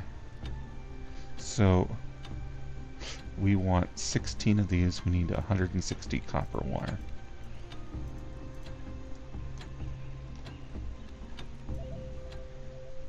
Ooh. Okay. We'll just turn it all into copper wire and make as much as we can.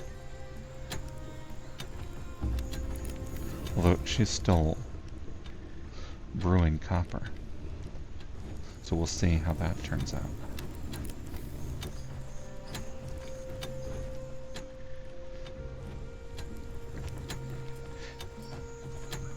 Okay, so we gotta wait 15 minutes for that to be done. Then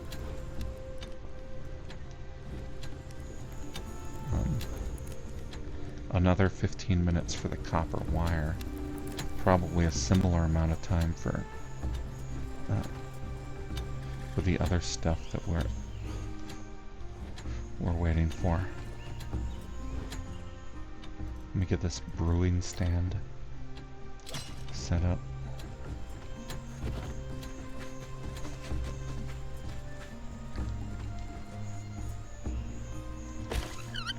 Alright. Who is our best alchemist? Carpenter is our best alchemist. Armorer is next. Tanner. Gauntlet, surprisingly. Okay. Tanner, I need to tan some hide. Gauntlet's only got 6, but she's got room to grow. And we haven't been taking her on trips, so... Okay.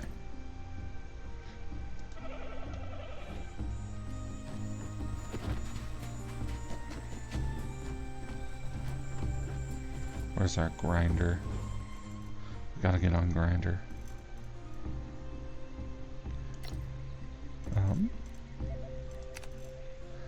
Let's just do a whole stack of this.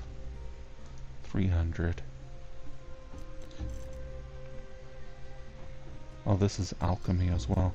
Gauntlet, do it.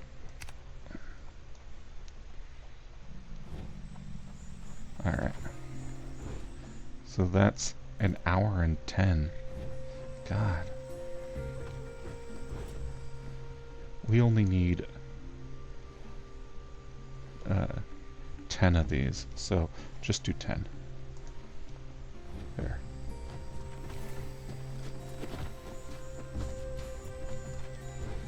And then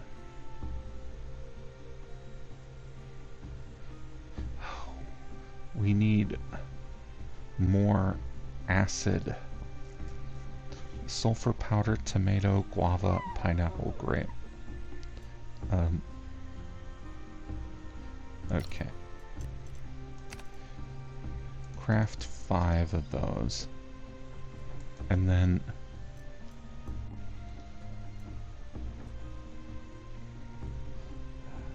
maybe we have some. It's classified as a mineral. We're constantly looting minerals that we don't use. Let's look.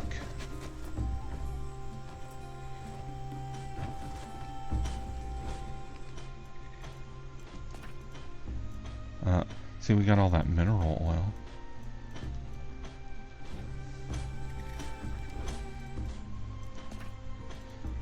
No acidic essence.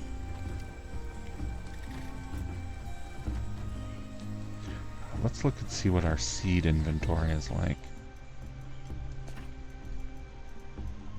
Tobacco, pumpkin, cotton, aloe, agave.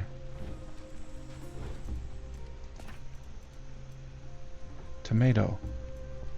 Okay, wait, pumpkin, cotton, agave, tomato.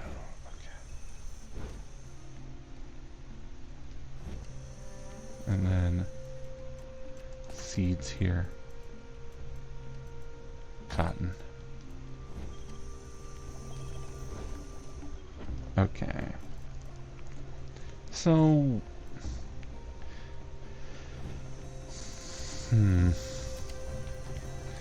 if we grew tomatoes, that would take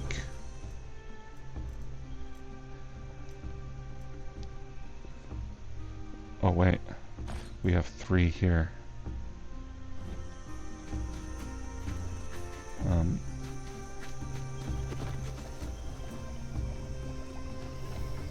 Where's our potion brewer? Acidic fluid. Oh, no, that was already counted in the 11. Our best bet would be to locate sulfur powder.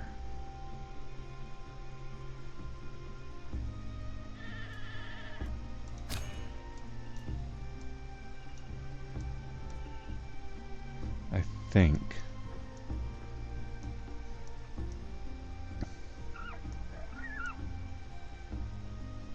Lakeside Forest, Frostleaf Grove, Giant Wood. Ooh, I want to see that. Great Prairie. I want to see that too. Southern Wasteland. That is sulfur country if I ever heard it. Alright, we're going to teleport over to the Mysterious Valley while all of these guys are doing their work.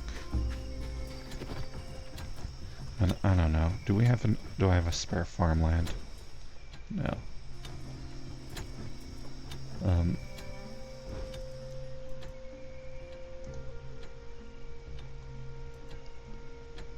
Ooh, short on.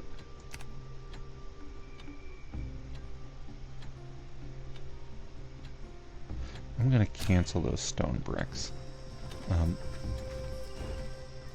Yeah, we've got this one here. Why did I even ask for 1,000? Got 68. 8 times 60 is 240. Or no, sorry, 480 plus 64 is 548, or it's 544. So to get the 68, I need another 2,000 stone bricks. You know what I'm gonna do?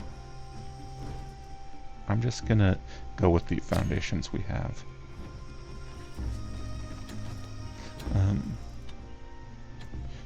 Yeah, 290. 289 is 17 squared, I believe. Yeah. So we can do a 17 by 17 size base in wherever we want to settle next. I'm thinking... Wait, where's that iron deposit?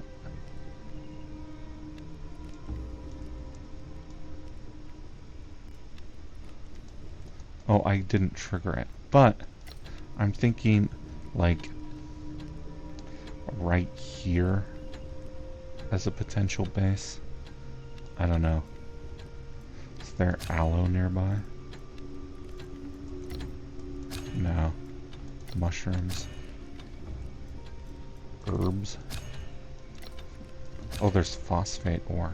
So maybe something like right here. I don't know, do we need phosphate ore?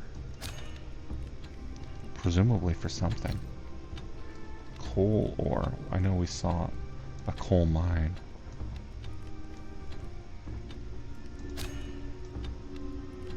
Where did we find that coal mine? Oh, up here. Yeah, we'll have to think about that. What I'm gonna do is I'm gonna warp to this mysterious portal, then I'm gonna try and head into the southern wasteland. The southern wasteland is on the northern part of the map. I have to assume that it's southern relative to a landmark that we're not privy to yet. So I'm gonna go and I'm gonna look for sulfur. I need that acid powder. I want to beat the frog. I want to learn what caused the apocalypse.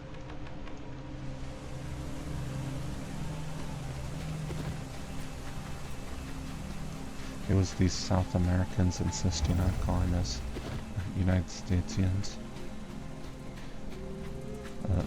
We threw a huge tantrum about it and nuked the continent. No. It's not that. My top two guesses, or no, my top three guesses: climate change, AI apocalypse, and meteor hit the Earth. In no particular order. I think the meteor is starting to look like the most likely. Oh shit.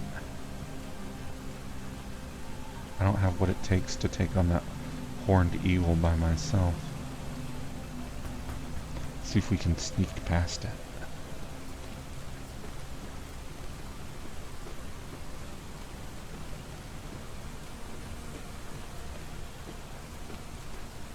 Right, like, I've got a bow, but I'm terrible with the bow. I just want to get to those stairs over there without upsetting this thing that's gonna dive bomb me.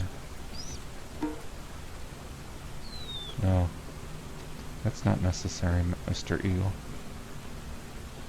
Or Ms. Eagle. I don't want to presume.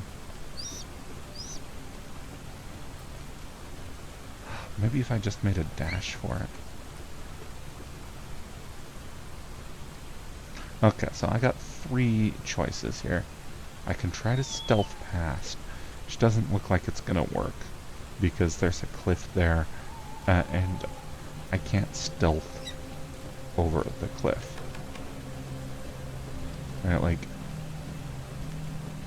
I'm gonna have to jump. Oh wait, maybe I can stealth over the cliff. I've been spotted, but maybe that's it. Okay. So I just gotta wait for it to turn its back. The other options were trying to make a dash past it and shooting it with arrows.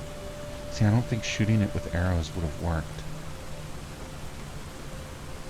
I think what would have happened was I'd miss... oh shit. We are dashing.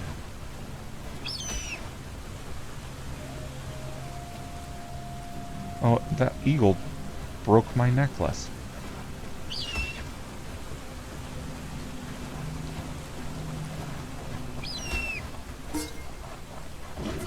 Oh, shit.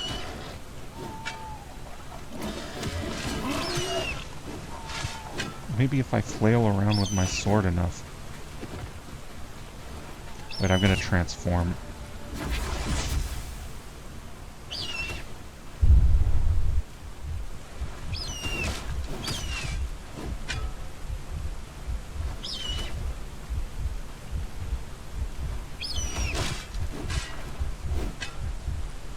Come on. I'm trying to use a bandage here. Oh, I got the bandage just in time. Me playing dead has led to it running away. Well, that was probably the best possible outcome. Like,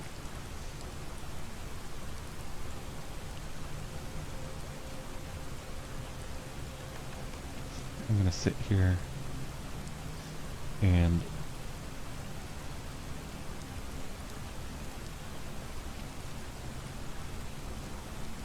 just recover my HP, go back into my regular form.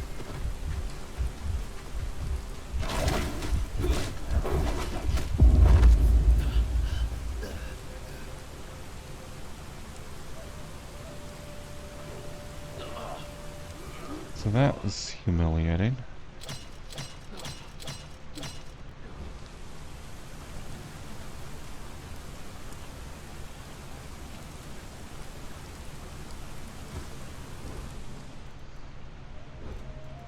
See, I strip naked to heal faster.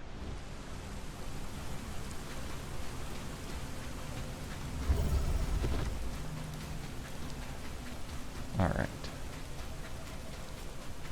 I want to get to the southern wastelands.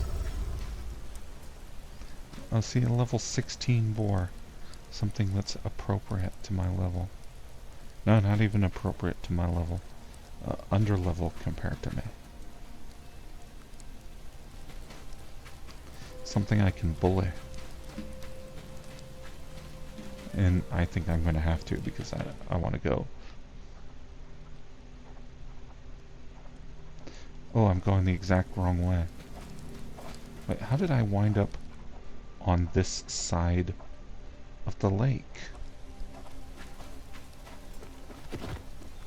Did I just get humiliated by that eagle for no reason?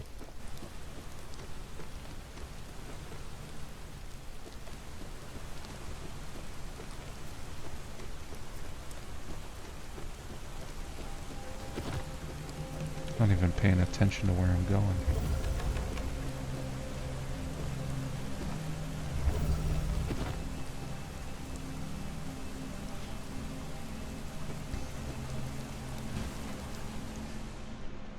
Okay, so I'm at the top of the waterfall that this is the bottom of. The dungeon was at the bottom of. So I can just go across the water. That's probably going to be the safest bet.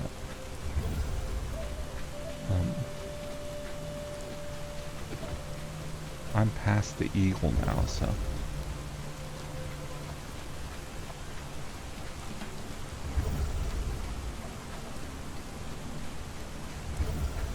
all I gotta do is watch out for piranhas.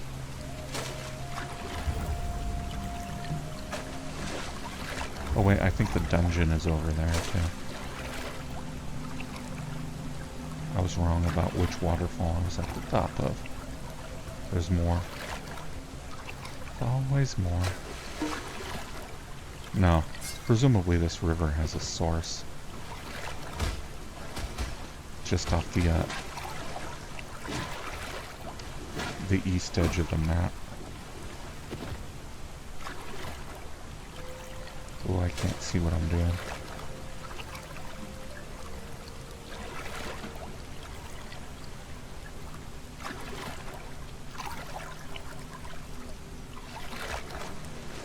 Yep. Up there.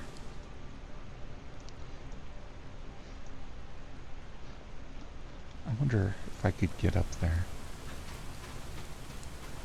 Maybe.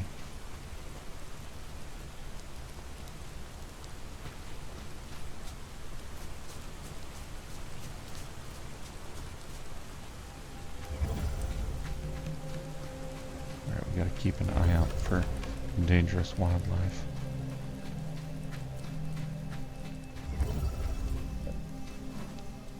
Use my scanning ability. I like a level 38 wolf. What level am I? 38. So it would be a pure test of who's more powerful, human being or wolf.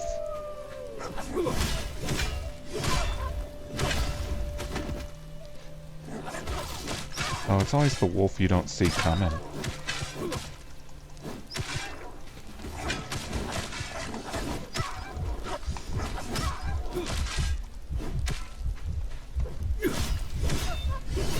Okay. Well, I would say that we are approximately equally as powerful. Because in that case, I guess the level system's well balanced, right? I was able to take on the wolves of my equivalent level, and the thing that I wound up with just 12 hit points remaining.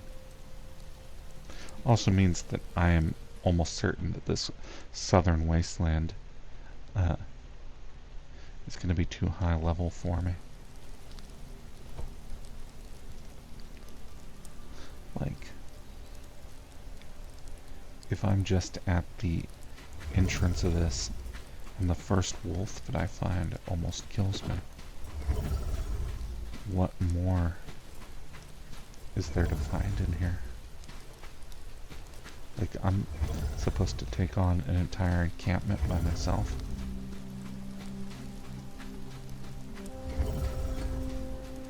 But I need that sulfur. Or tomato. Or some sort of acidic fruit. And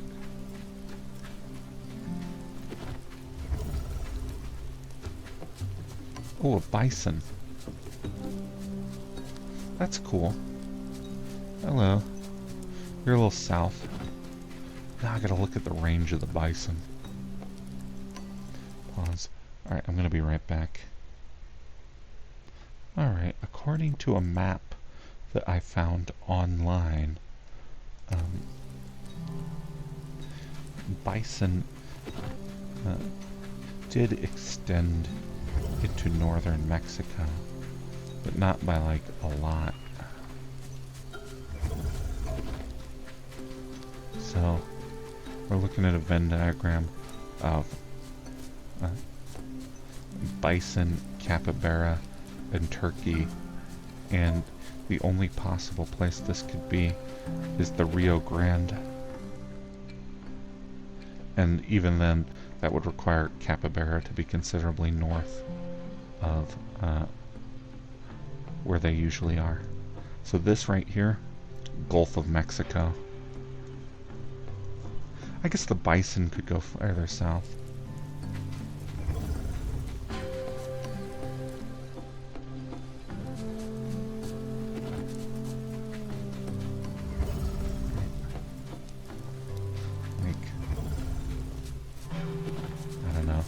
I don't feel like I'm in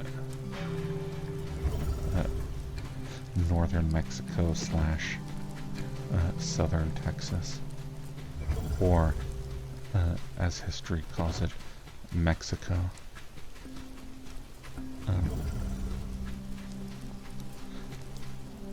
Well, then again, this kind of feels like the Southwest. Could I have crossed over into Arizona? Oh no. Oh shit, it's an elite horned eagle. The enemy that I am especially bad at killing. I thought you were supposed to disengage.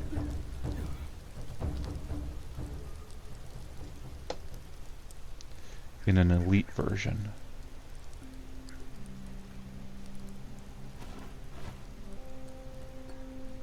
Jerk. Okay. Time to strip nude again. Oh yeah, take it off.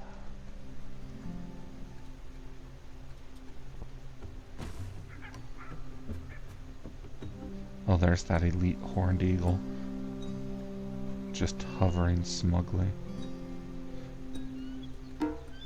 Wait, I was outside your arena.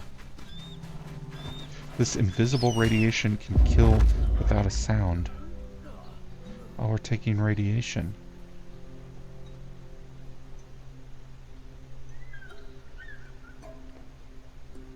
I got outside of your combat arena and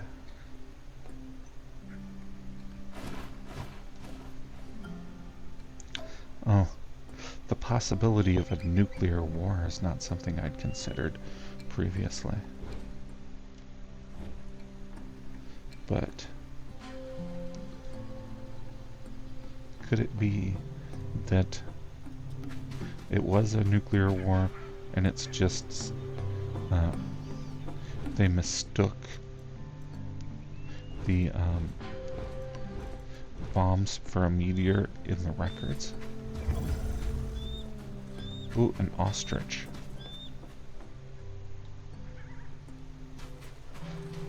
I don't know. I'll have to be careful about radiation. Oh, I like this landscape though. I'm glad I came here. Oh, I meant to be pressing 0 and I kept pressing O. Accelerated morale consumption because of radiation. Oof. I'm rushing towards something that I don't think I'm even going to be able to survive. Because I don't know the level. I suspect 40 to 45.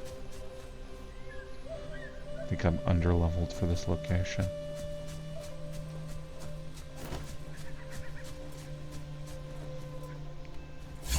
So I'm gonna transform, give myself a bit of an edge. What with my reduced food consumption and suspended animation. Oh, that's what I need, is the artery isolation.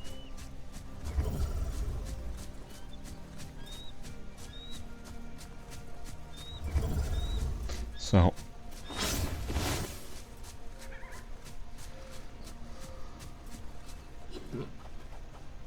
wait, what's that?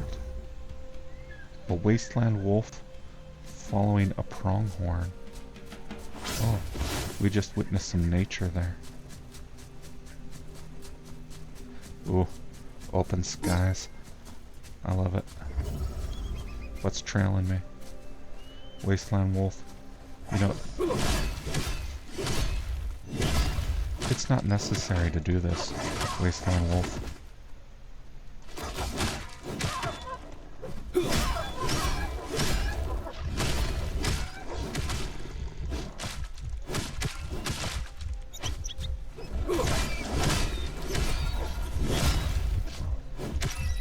Oh, a marmot look, I didn't set out to kill a marmot, but I will.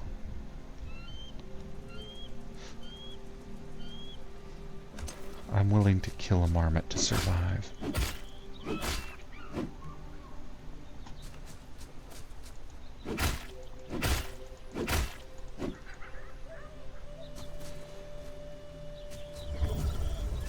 Sorry, marmot, it was either you or me. Oh, but they're not normally aggressive. Yep. Oh wait, the marmot is normally aggressive. Huh. I've never heard of a marmot attacking a human before. Then again, it's not exactly a subject of interest to me. Like, in all my readings about marmots, this behavior is unprecedented.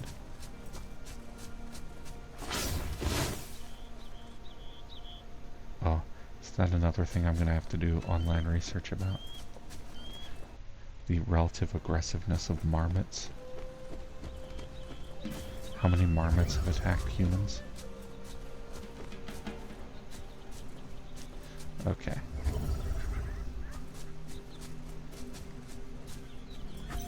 So what I'm going to try and do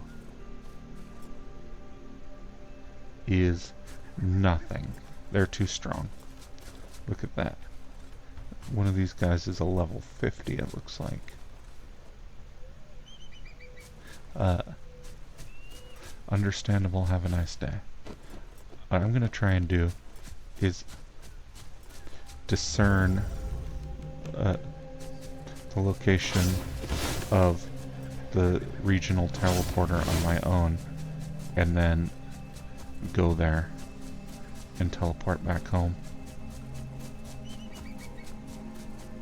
I'll use my eyes to examine the terrain. Anything around here look like a teleporter?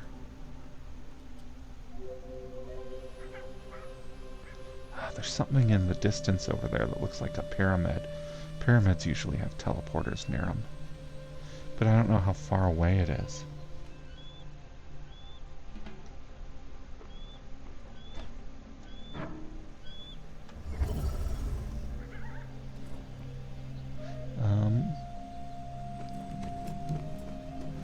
Okay. We're going further and further into territory I'm under leveled for. Oh, see, there's a village. Villages sometimes have teleporters near them. Although, I don't see one from this angle.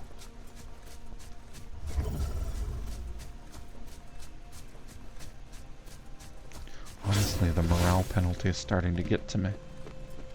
I don't have much longer before I'm going to need to get home one way or the other. And I didn't find any sulfur. Ooh, let's avoid the electric eel, shall we?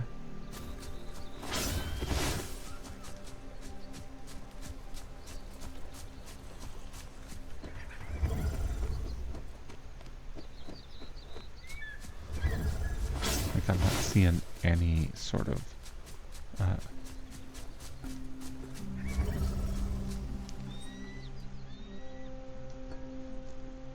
oh wait, sulfur ore.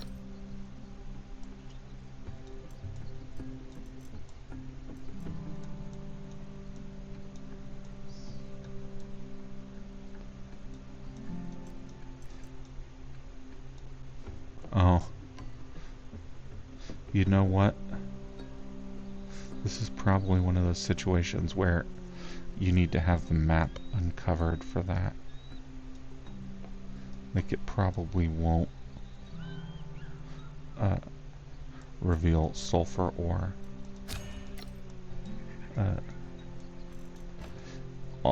in the fog of war. Shit.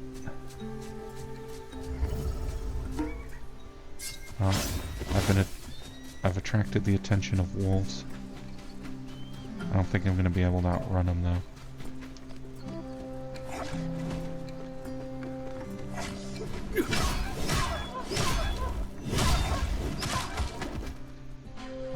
See, they do that trip attack.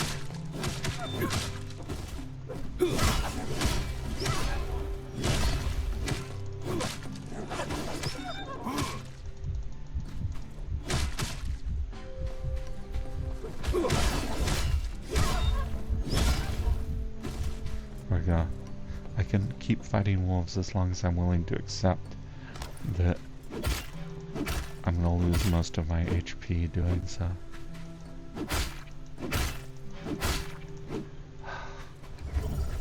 All I wanted was some fucking acid.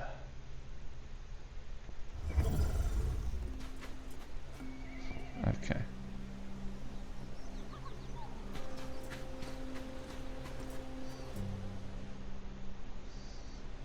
Well, let's keep going. Maybe there's a region. If I stay alive long enough, eventually I'll run into a teleporter.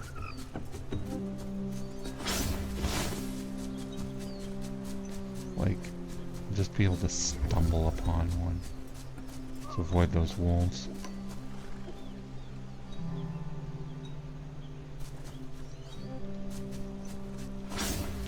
Either that or I'll wander back into low-level territory and be able to safely approach a scout.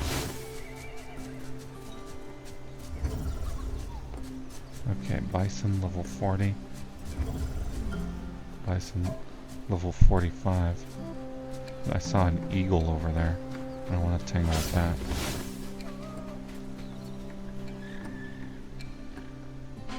Come up to a high point, see if I can get a sense of the terrain.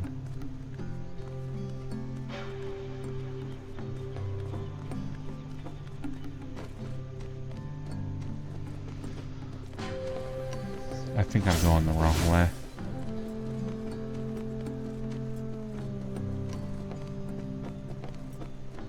Oh yeah, a canyon.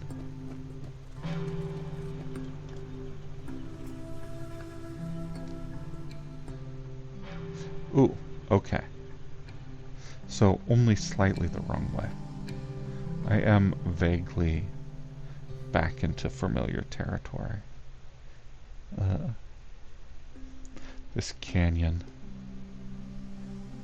Unfortunately, the way down looks as dangerous as the way up.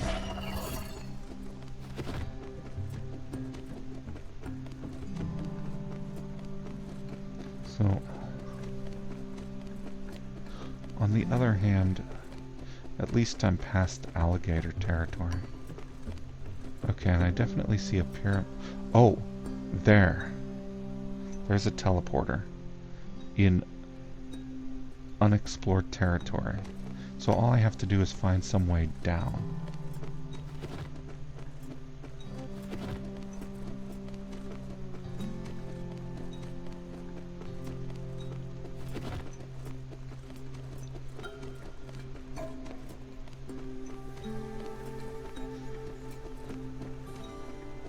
Oof. There we go. That was a close one.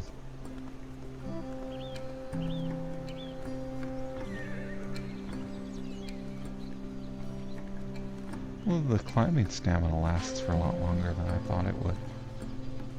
Also, this cliff was taller than I thought it was.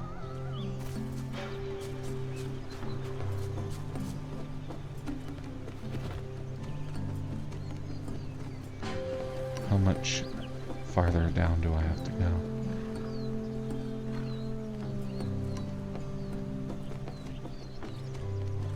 Okay. Should be able to circle around this. And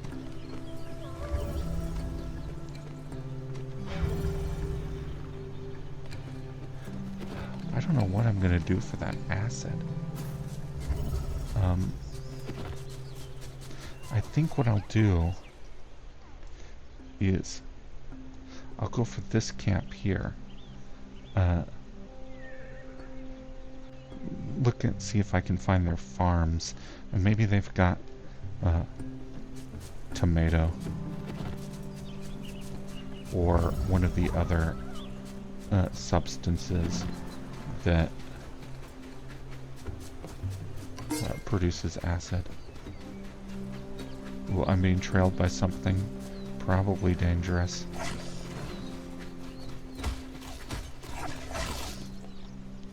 Oh, if I get killed by wolves this close to my exit, I'm gonna be upset.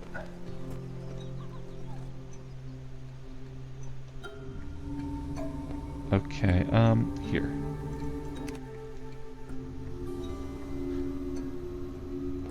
There we go. I managed to avoid being eaten by wolves. That's gotta suck if you're a wolf. You're trailing down some prey, and you think you got a good meal out of it, then they teleport away.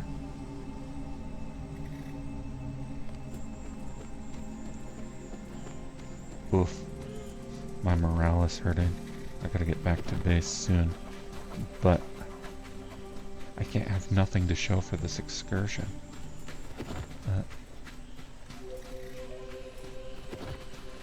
The cost is already sunk. I used that joke before. I'll use it again. You haven't seen the last of sunk cost fallacy jokes on this channel.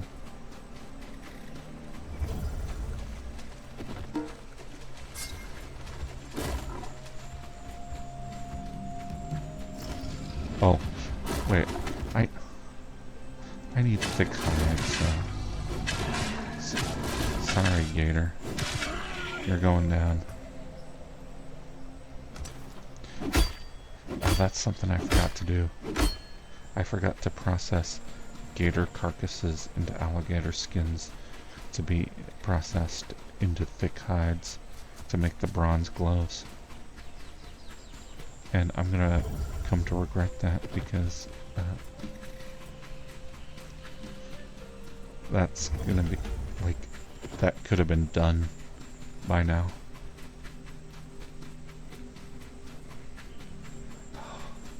I was so confident that I'd be able to take on the next boss already. But nope. I'm gonna raid this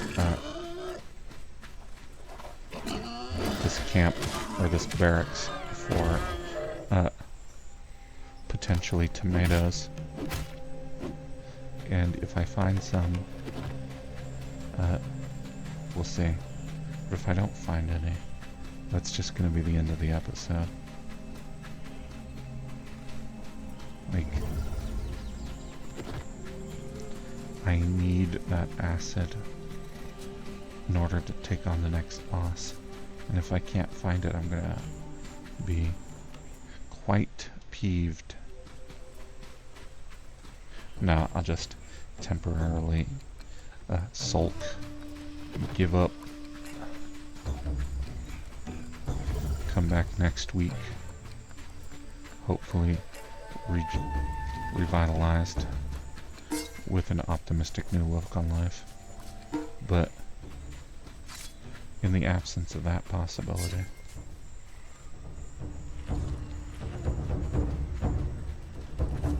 oh hey, I admire you for being the first one of your people to die by my blade. Alright, in we go. Look, I'm not here for you. I'm just here for your crops or any acid that you might have lying around.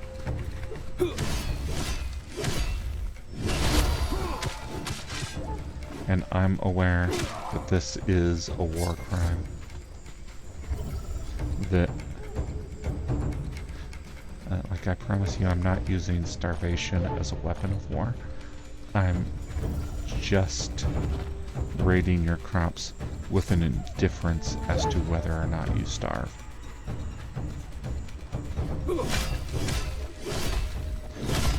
So if you just show me your crops, I'd be happy to get to it. Ooh. Alright, I think I might already be no. Never mind, I imagined it.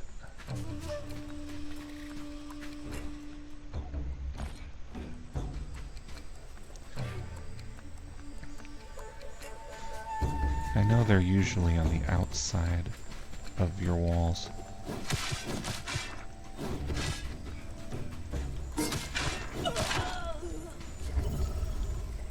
Okay, down there is the copper mine. I remember because I was there before.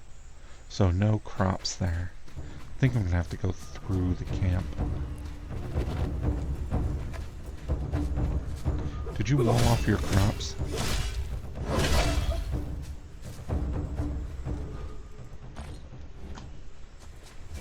I mean, a sensible precaution if you did, because I'm definitely gonna steal them. But I'll take the copper ore. None of this other stuff. I don't have room for frivolities. Random junk.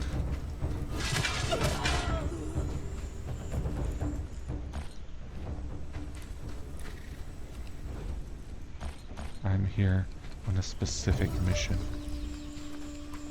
with a specific aim in mind.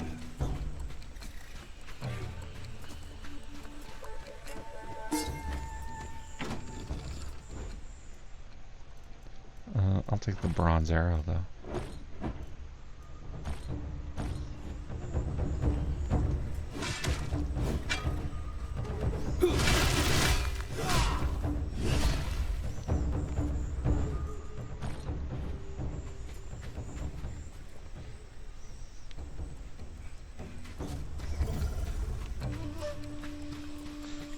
Oh, there's an elite. I don't want to fight an elite unless I knew that they had the acid I seek.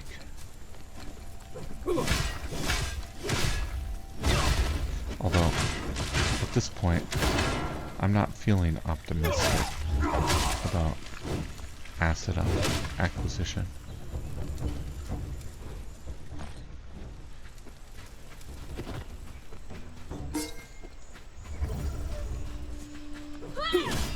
Like, nothing I've raided from these chests has even come close to the stuff I'm after.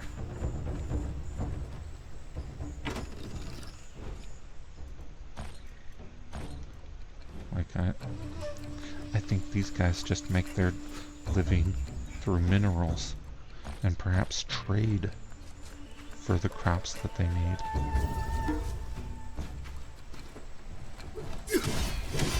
Damn you and your specialized economies.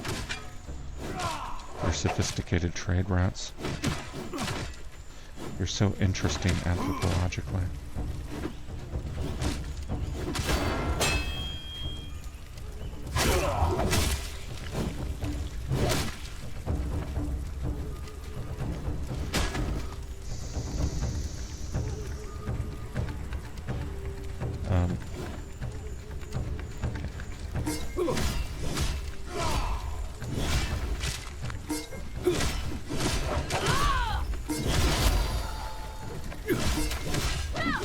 Oh, that's a big lady. What are you doing with that shield?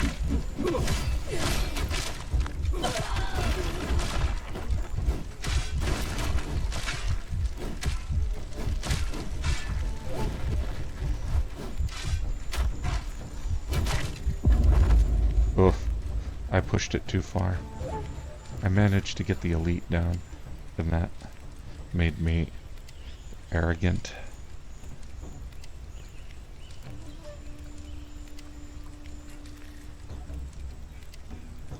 He's tight.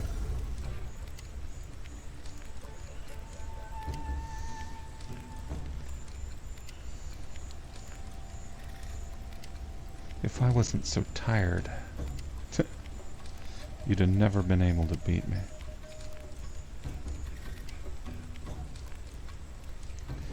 now they're back at full health.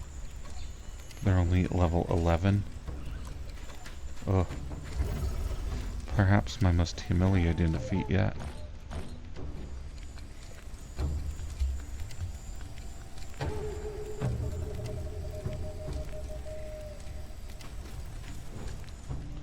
I'll take that. And your tortillas.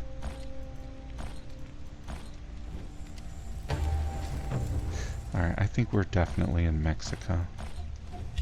I mean, look, I'll say, like, the tortilla was my evidence. Not my only evidence. But certainly, like, that's a particular food item that I associate with Mexico.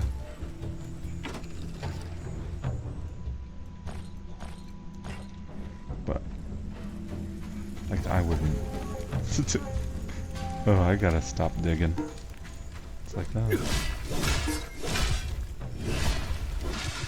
I think I've offended the Mexicans enough already in this program.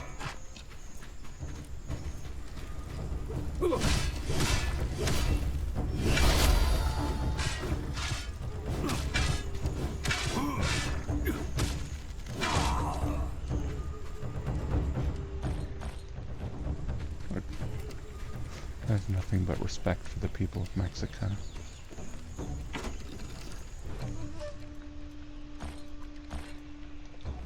I don't want to imply that I don't.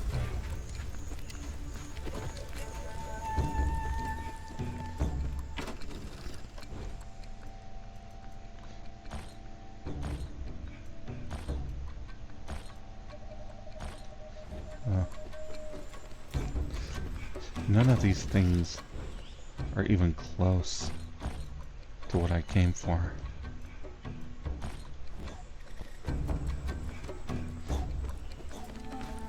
And what's my weight limit looking like? Okay, I gotta...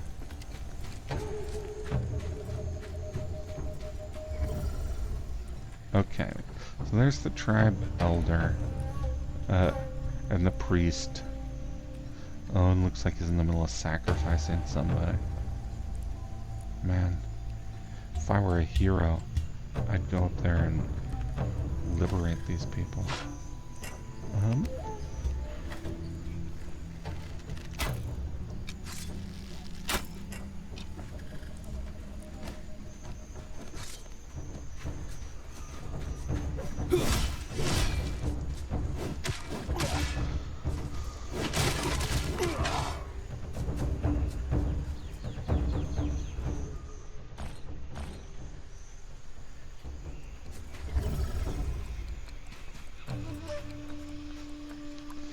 See, I don't know if the cult priests are going to be easier to defeat than the guards.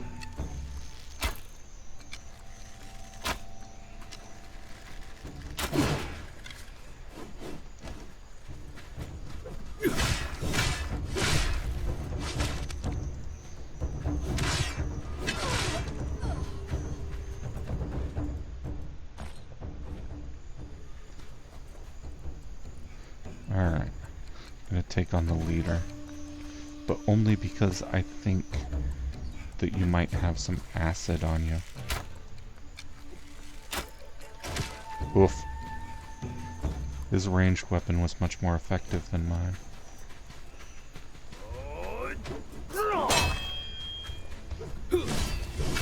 Oh, he recovered from that right away. Rock breaker, huh?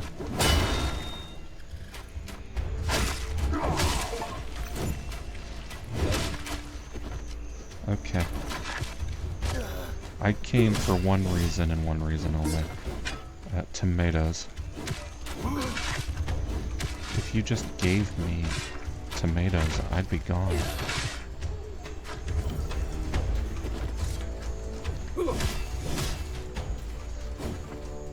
Oof.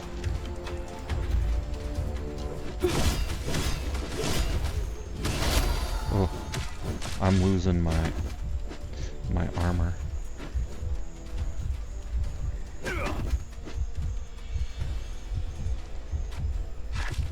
Don't mind me, I'm gonna just run away and heal over here.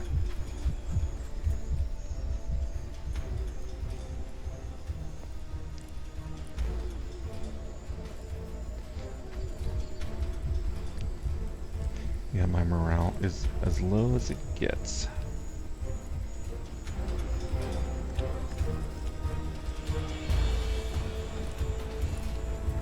No, it gets a little lower than that. We've seen the ultimate low point of morale. On the other hand, I don't know.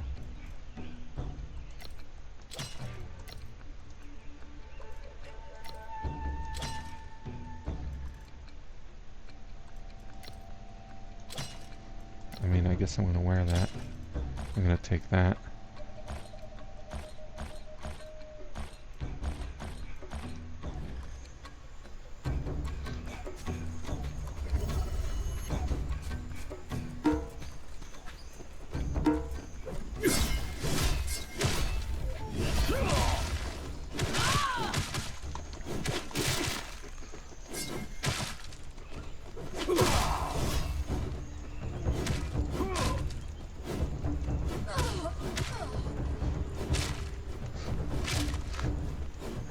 I think this game makes elite enemies physically larger.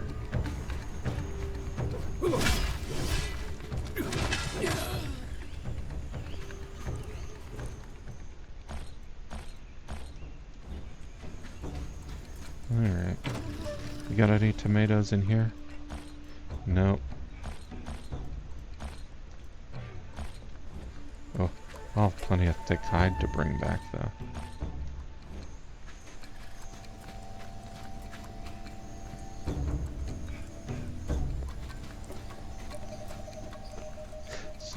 So one thing that this game does that I don't care for. Oh wait, no. Yeah, you can agree. I'll. No, sorry, I was about to say something stupid. No, not stupid. I don't use that word if I can avoid it. I was about to say something inaccurate, which is that the people you rescue attack you. But I guess that's only sometimes true. No, wait. I don't want to give that to you because you might use it.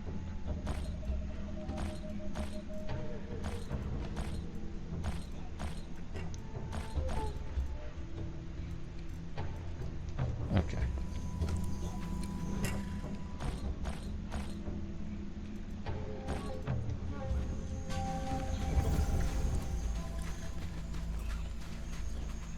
Alright, we're stuck here looking for crops.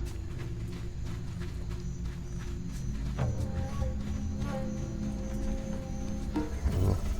I might have been wrong about every... Wait, do you have a weapon? Oh no, of course you don't have a weapon. Let's see if any of these people dropped one.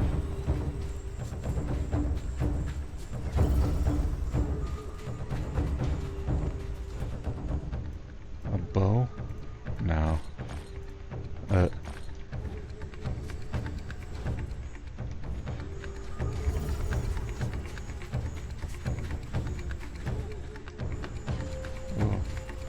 I might have to give him a bow, actually. I mean, not even a spear, it looks like.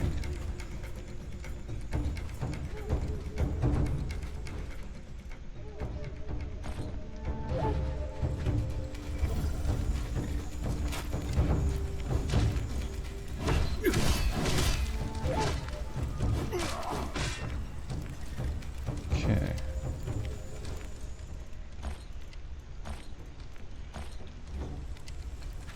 Now see, I don't want to give him a bow because I think he'll waste the ammo. Okay, there we go. you can wield a stone sword. It'll be fun. Oh, you picked one up somehow. Okay.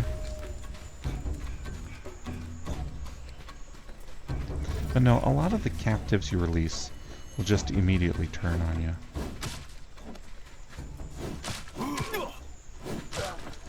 Although my own weapons are running low on durability.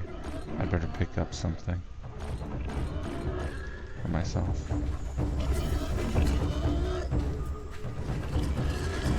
Oh. Somehow these boars got in.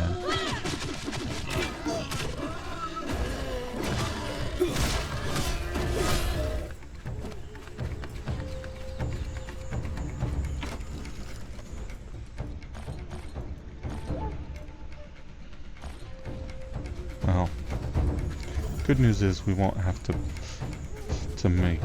save up thick hide.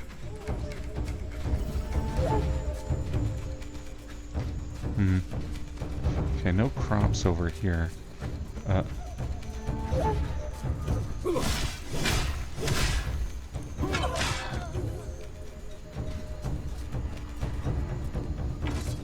there's a jaguar in a cage.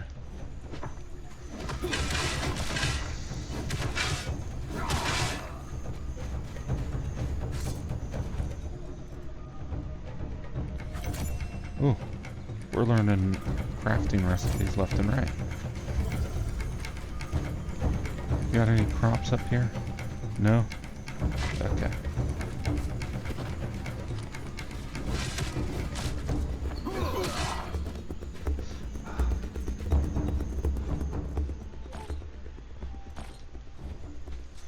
I came to commit a war crime, and I wound up committing a massacre. I mean, I guess a massacre's a war crime, too. But that's not as surprising a war crime as stealing crops. Like, stealing crops seems like the sort of thing that would be less severe than going in and killing everybody you see. But it's a slow death.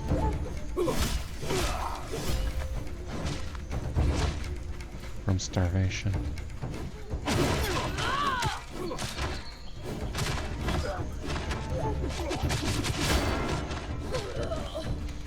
And I went through the whole base, did not find any sort of farm.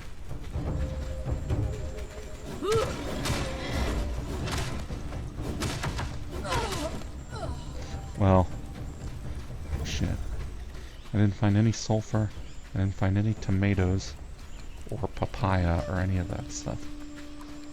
Am I gonna have to grow tomatoes from seed just to get a chance to oh yeah, and we're out the other side. We were here, and we know this entrance is the mine entrance. So if there was a farm that these people had, it would be here. And we can't go to the other barracks because they just grow potatoes, corn, and cotton. We know what crops they have because we stole them from before. So I think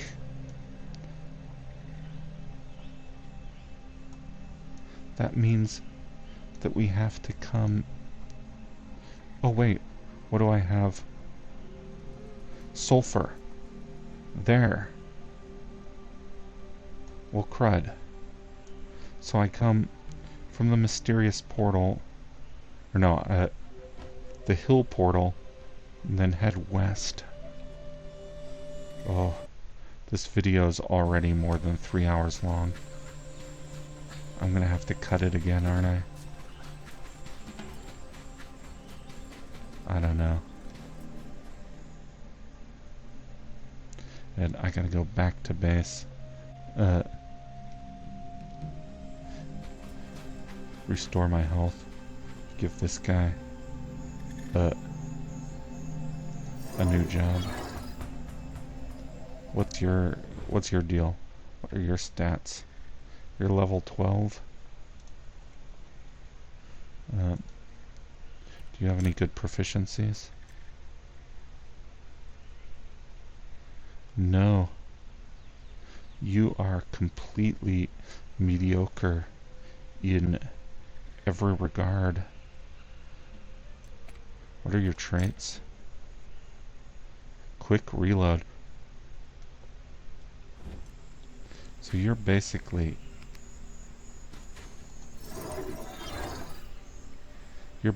a warm body.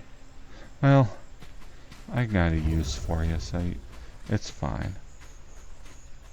Wait, where'd you go?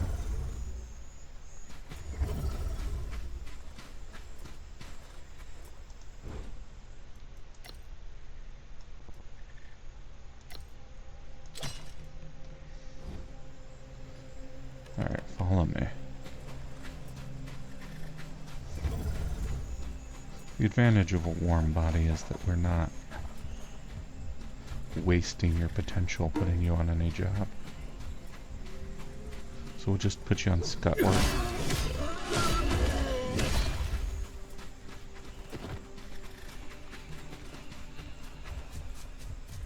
I mean, you do kind of have the advantage of being basically a blank slate. I saved you from a human sacrifice, which means that you can never repay back what you owe me. You will, until the end of your life, be indebted to me. Oh. I wonder if my sarcasm about these matters makes it difficult to discern whether I'm being sarcastic when I talk about serious matters. Because I do. I mix up the levity and the seriousness in a way that I hope is impossible to quantify. Like, you're trying to pin me down and you can't do it.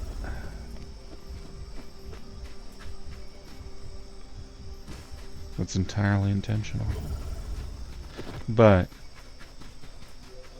at the same time, there is a concern that my use of sarcasm may dilute my sincerity.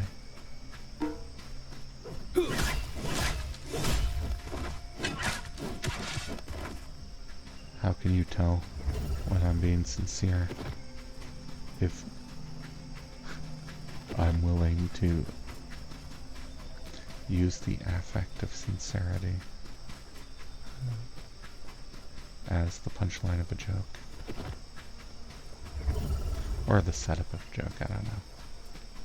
I don't know the joke structure of claiming that I rescued this guy means that he owes me service for life. You don't owe me anything. If you want to leave, you can.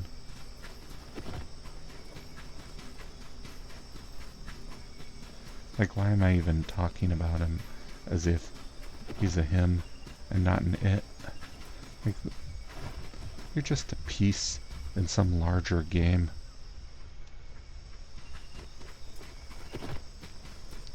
That's not even a metaphor. I'm literally playing a game right now. And you have a mechanical role in that game as someone who does chores for me, so I can go out adventuring. Even though on some level, I'd rather be the one doing the chores. I mean, I don't know.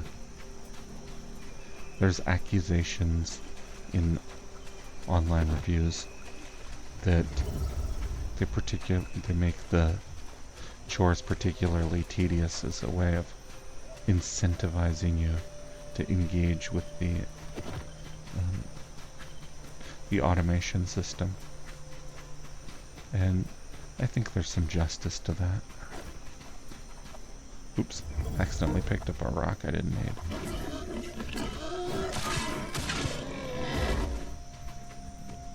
Ooh.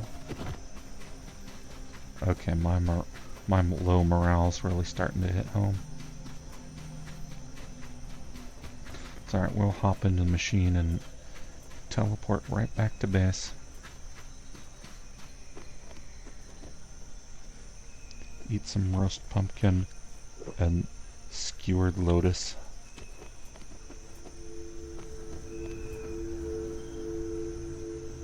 Alright, so sulfur is down here in this region, which means it's accessible. Oh, it also means that I never unlocked that portal.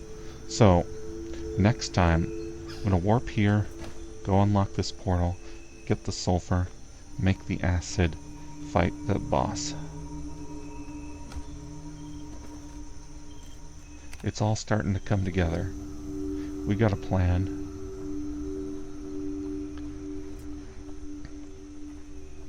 Alright. Wait. I'll take these items from you. Oh wait, keep following me until I've deposited all of the items. I might have to grind for blue crystals some more too.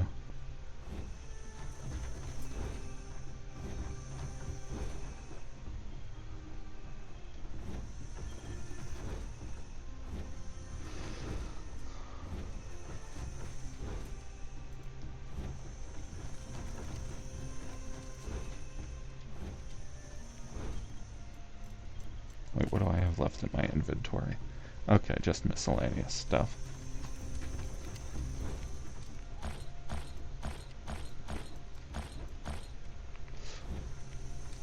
Well, enjoy your new home. Oh, I gotta rename you. I can't call you Barbarian.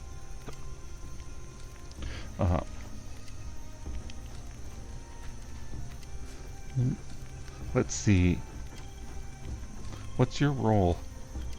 I'm gonna call you Odd Job, like that guy from James Bond. But don't let that fool you into thinking you're a badass. You're the most expendable member of my team.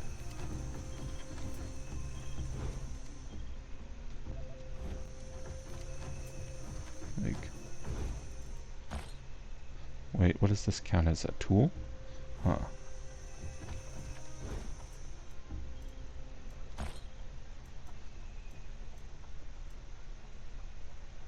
Bronze arrow. Okay. I know that counts as armor. This we're gonna unmake. And then into the repair bench for you. My weapons. Alright, I gotta start doing the wrap up now.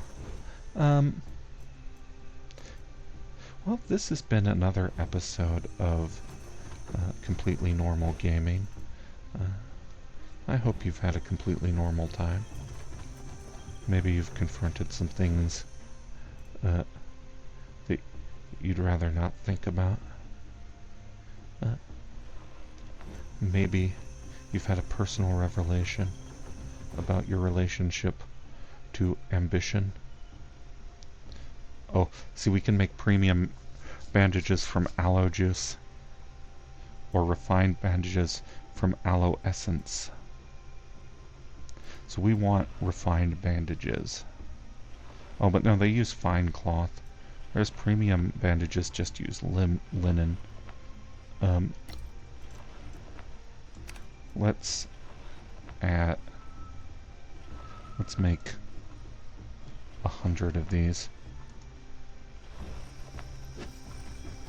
And let's juice as much of this aloe as we can.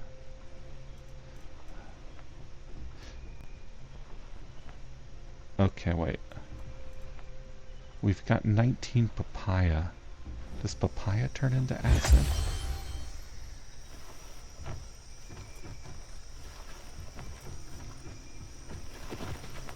What turns into acid? No. Guava, pineapple, tomato, grape, sulfur. Alright, we're just gonna have to get the sulfur, I think. That's the most realistic and short term of the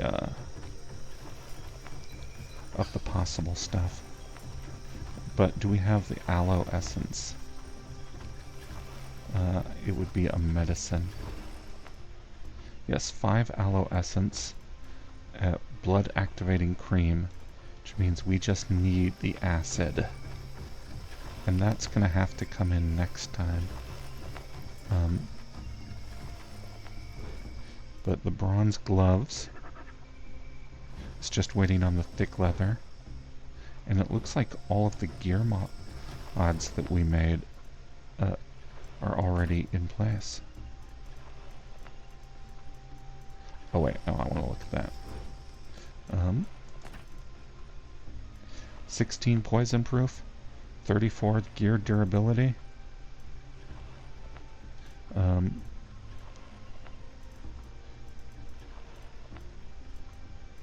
Oh, at this point, we need to start looking at defense.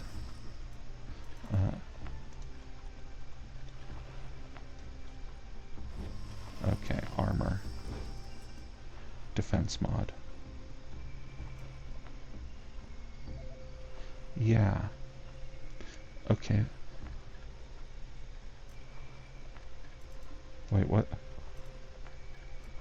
Did we run out of copper?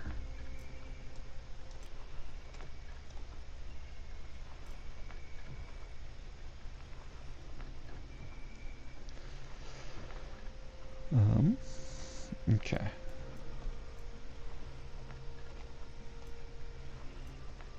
Copper wire. Ashen. I keep pressing the wrong button. Okay. There we go. Then add to planned queue 16 of these.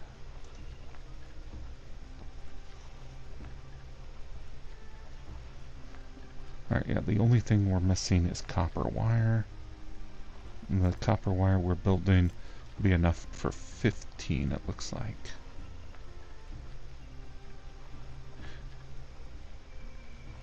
Alright, 40 copper wire. We need...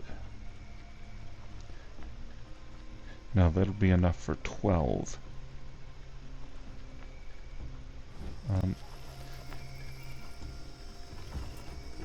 So let's smelt some more copper.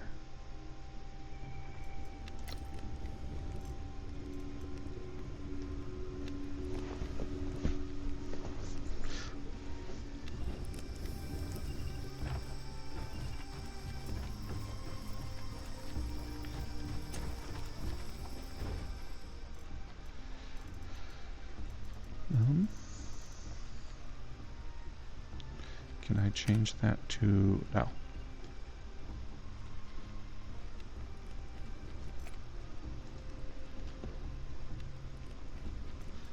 Copper wire, add to planned queue,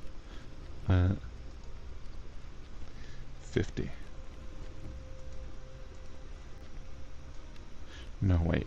41. 42.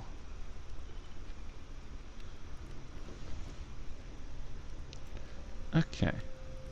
So, in about 20 minutes of that, we'll have all of the stuff we need.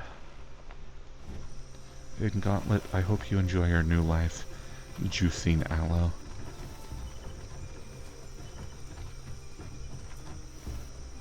Alright. Like, oh. Yeah, the social awkwardness of being around you is not worth it.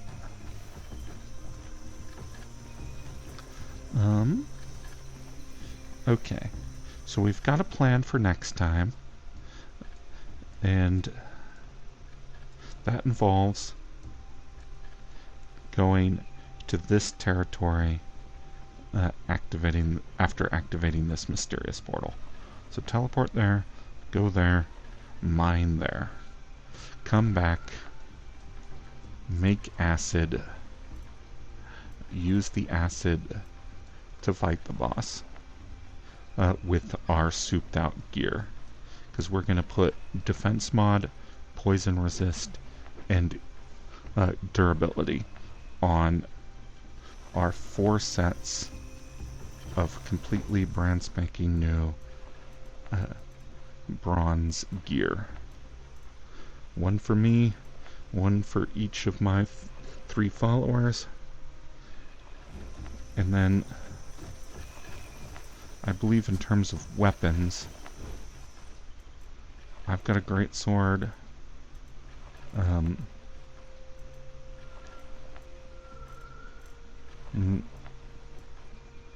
There's a spear here, so one of our spear wielders will be able to get that. I think they've already got weapons of the proper tier. Yeah, that'll carry us through 1 fight. Yeah, you got 1 fight worth of hammer in you. And spears. What about you? Yeah, 1 fight worth of spears. Okay. And I'll have 1 fight worth of great swords. Which honestly, I'm not even sure I should repair these, because I've got all of these in backup.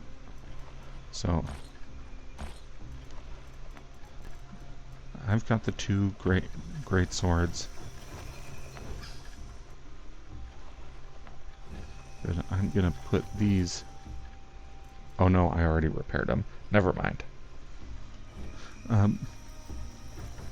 So next week we fight the boss and we learn a little bit more about what happened.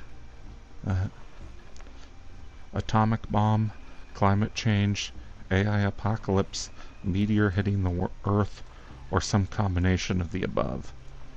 But it's going to happen next time, or at least next week.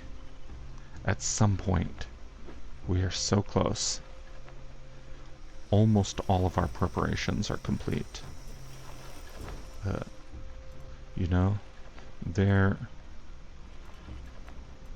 Oh, the thick hide has already been changed into the thick leather. The bronze gloves are ready.